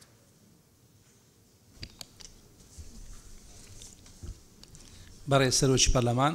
پرۆژە یاسای پێنجەم پرۆژە یاسای پاراستنی مافی نەخۆش و پزیشک و کارمەندە تەندروستیەکان کە لە 23 مادە پێکهاتووە لەگەڵ هۆیەکانی دەرچوواندن و لەلایەن چاداندان پەرلەمانەوە واژۆ کراوە کە ناوەکانیشان بەم شێوەیە: بەیار تاهر دۆسکی، دکتۆر شیرین حوسنی، دکتۆر سیراج ئەحمەد محەممەد، شوان شێخ ئەحمەد، زۆزان سادق، وحیدە یاقۆ، تەحسین ئیسماعیل، شیلان شێخ جەعفەر، حەیات مەجید پەرخی، هێفا حاجی میرخان، مەردان خدر، نازم کەبیر، عەباس غەزالی، ئومێد خۆشناو. بەڕێز سەرۆکی پەرلەمان تکایە ئاراستەکردنی بەرەو لیژنەی پەیوەندیدار. بەڵێ ئەم پرۆژە یاسایەش ئاڕاستەی لیژنەی کاروباری تەندروستی و ژینگە و لیژنەی کاروباری یاسایی و گشت ئەندامانی پەرلەمانەکرێت. پرۆژە بڕیاری دیاریکردنی ڕۆژی 3/8/2014 وەک ڕۆژی جینۆسایدکردنی شەنگال کە لە 4 بەرگە بەبێ هۆیەکانی دەرچواندن دەرچووە و لەلایەن 38 ئەندامی پەرلەمان واژۆ کراوە کە ناوەکانیان بەم شێوەیە: 1 شامۆ شێخۆ، ئومێد عەبدوڕەحمان خۆشناو، حەیات مەجید، فەیروز تەها، زیاد حوسێن، ئامینە زکری، محەممەد سادق، دکتۆر شیرین حوسنی، فەرحان جەوهەر، ساڵح بەشاراغا، ڕەمان فەیسەل، شوان شێخ ئەحمەد، دلشاد شەعبان، تەحسین ئیسماعیل، بەشار مشیر ئیسماعیل، عەباس غەزالی، محەممەد عەلی یاسین، بەیار تاهر، دکتۆر ڤاڵا فەرید، نەجات حەمەد عەبدوڵڵا، قادر وەتمان ڕەسوول، سعید محەممەد سعید، ئەوبەکر هەڵەدنی، سەهراب میکائیل، شێکۆ حەمە ئەمین، عەبدوڕەحمان عەلی ڕەزا، عزت صابر ئیسماعیل، بەرزۆ مەجید عەبدوڵڵا، کەمال یەلدا، دکتۆر سرود سەلیم، ماجد عوسمان، سۆران عومەر، دکتۆر شوان قەڵات زەیی، ئەیوب عەبدوڵڵا، بێسون فایق، دکتۆر پەری، قارەمان قادر، دکتۆر سیراج شێخ ئەحمەد خەیلانی. بەڕێز سەرۆکی پەرلەمان تکایە بە ئاراستەکردنی بۆ لیژنەی پەیوەندیدار. بەڵێ ئەم پرۆژە بڕیارە ڕاستەی لیژنەی پێشمەرگە و شەهیدان و زیندانیانی سیاسی و جنۆساید و لیژنەی کاروباری یاسایی پەرلەمان و گشت ئەندامانی پەرلەمانەکرێت. بەڵێ کاک ساڵح فەقێ.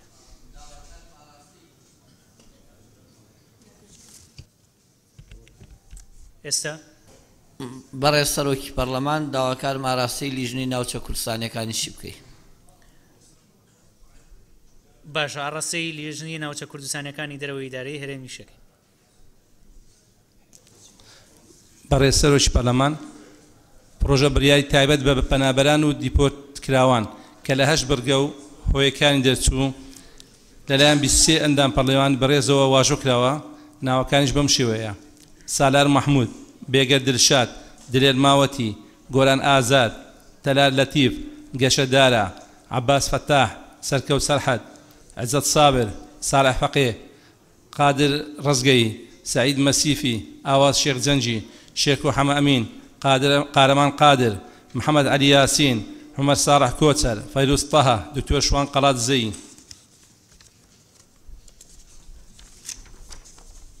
زوزان صادق علي هالو بهار عبد الرحمن فارس أبو كاروان برئيس سروش برلمان تكا بروانا كدني بو ليجني بيواني دار والله ام پروژه بريرا راستي ليجني پەیوەندیەکان و ڕەوەندی کوردستانی و لیژنەی کاروباری یاسایی پەرلەمان و گشت ئەندامانی پەرلەمانەکرێت زۆر سپاس بۆ لیژنەی یاسایی خات و حیات مەجید فەرموو نقطەی نظامی دەیە بەڕێز سەرۆکی پەرلەمان ئەم پرۆژە یاسایی ئەوەی پێشووتریش پێویستە ئاراستەی لیژنەی مافی مرۆڤ بکرێت هەردووکیان ئەمە تایبەتمەندن بە تەخەسوسی یەکێک لە لیژنە پەیوەندیدارەکان بۆیە پێویست ناکات ئاراستەی لیژنەی مافەکانی مرۆڤی بکەین زۆر سپاس مامۆستا غەریب بەڕێز سەرۆکی پەرلەمان سێمین پرۆژە یاسا ئەوەی کە تایبەتە بە باری کەسەتی بە پێویستیە بینم ئاراستەی لیژنەی ئەوقاف بکرێت ئەوە پەیوەندیدارە بە مشاهدە پەیوەندی بە ئەوقافەوە نییە بە لیژنەی ئەوقافەوە نییە بەڵێ مامۆستا فەرموو خوێندووتانەتەوە پرۆژە یاساکە لە بەردەستانە خوێندووتانەتەوە ئەوە پەیوەندیدار بە چۆنێتی بینینی مناڵ لەلایەن دایک و باوکەوە لەبەرەوە پێویستی بە لیژنەی ئەوقاف نییە پێویستی پێیەتی مشاهدە پەرلەمان دا ببوورە عفن باوەکو ئەو پرۆژە یاسایی ئەوڕۆ پەسەندمان کرد ئەوەش تحویلی لیژنەی ئەوقاف نەکرا بەداخەوە بەڵام هەندێک شتێ ئینسان دقیق بیتنە سەر ئەو بەرە ئەمەش کەسانی پسپۆر و شارەزامان تێدایە حەزمان لێ بابەتەکان دەوڵەمەندتر بکەین ئەگەر تحویلی ئێمەش کرا چی تێدایە ئەمەش مشکلەیەتیان نییە بەس ئەمە ئیشتان قورسەکە و ئامادەکردنی راپۆرت لەسەر پرۆژە یاساکە قورسەکە سێ لیژنە لەسەری دابنیشێ و ڕاکانی خۆیان گەڵاڵە بکەن مەسلەی بینینی مناڵ لەلایەن دایک و باوکەوە پێم وانییە مەسلەیەکی دینی بێتە ئاڕاستەیەوە کرێ مامۆستا ئەنەس قسەیەکە دەبوو سپاس سەرۆکی پەرلەمانی ئەگەر بابەت حەضانە بتن حەضانە متعلقە بابەتێت شەرعیڤە و حەز دەکەین ئاراستەی ئەو بتن ئەگەر بابەت گرێدای پوێ بتن بەڕێز کاکە بەکر هەڵەدنی پێویستە لیژنەی کاروباری ژنانیش لەو یاسادا هەبێت پێویستە پێم وانییە پێویستی بە لیژنەی کاروباری ژنان هەبێت چونکە ئەمە مافی باوکو دایکە مادەم خێزانمان هەیە مادەم لیژنەیەکمان هەیە تایبەتمەندە بە خێزان لەبەرەوە پێویست ناکە ئاڕاستی لیژنەی کاروباری ئافرەتان بکرێ بە ڕێزانە ئەندامانی پەرلەمان ئەوە لە هەمواری پەیڕەوی ناوخۆ ئەم بابەتە معالەجە ئەکرێ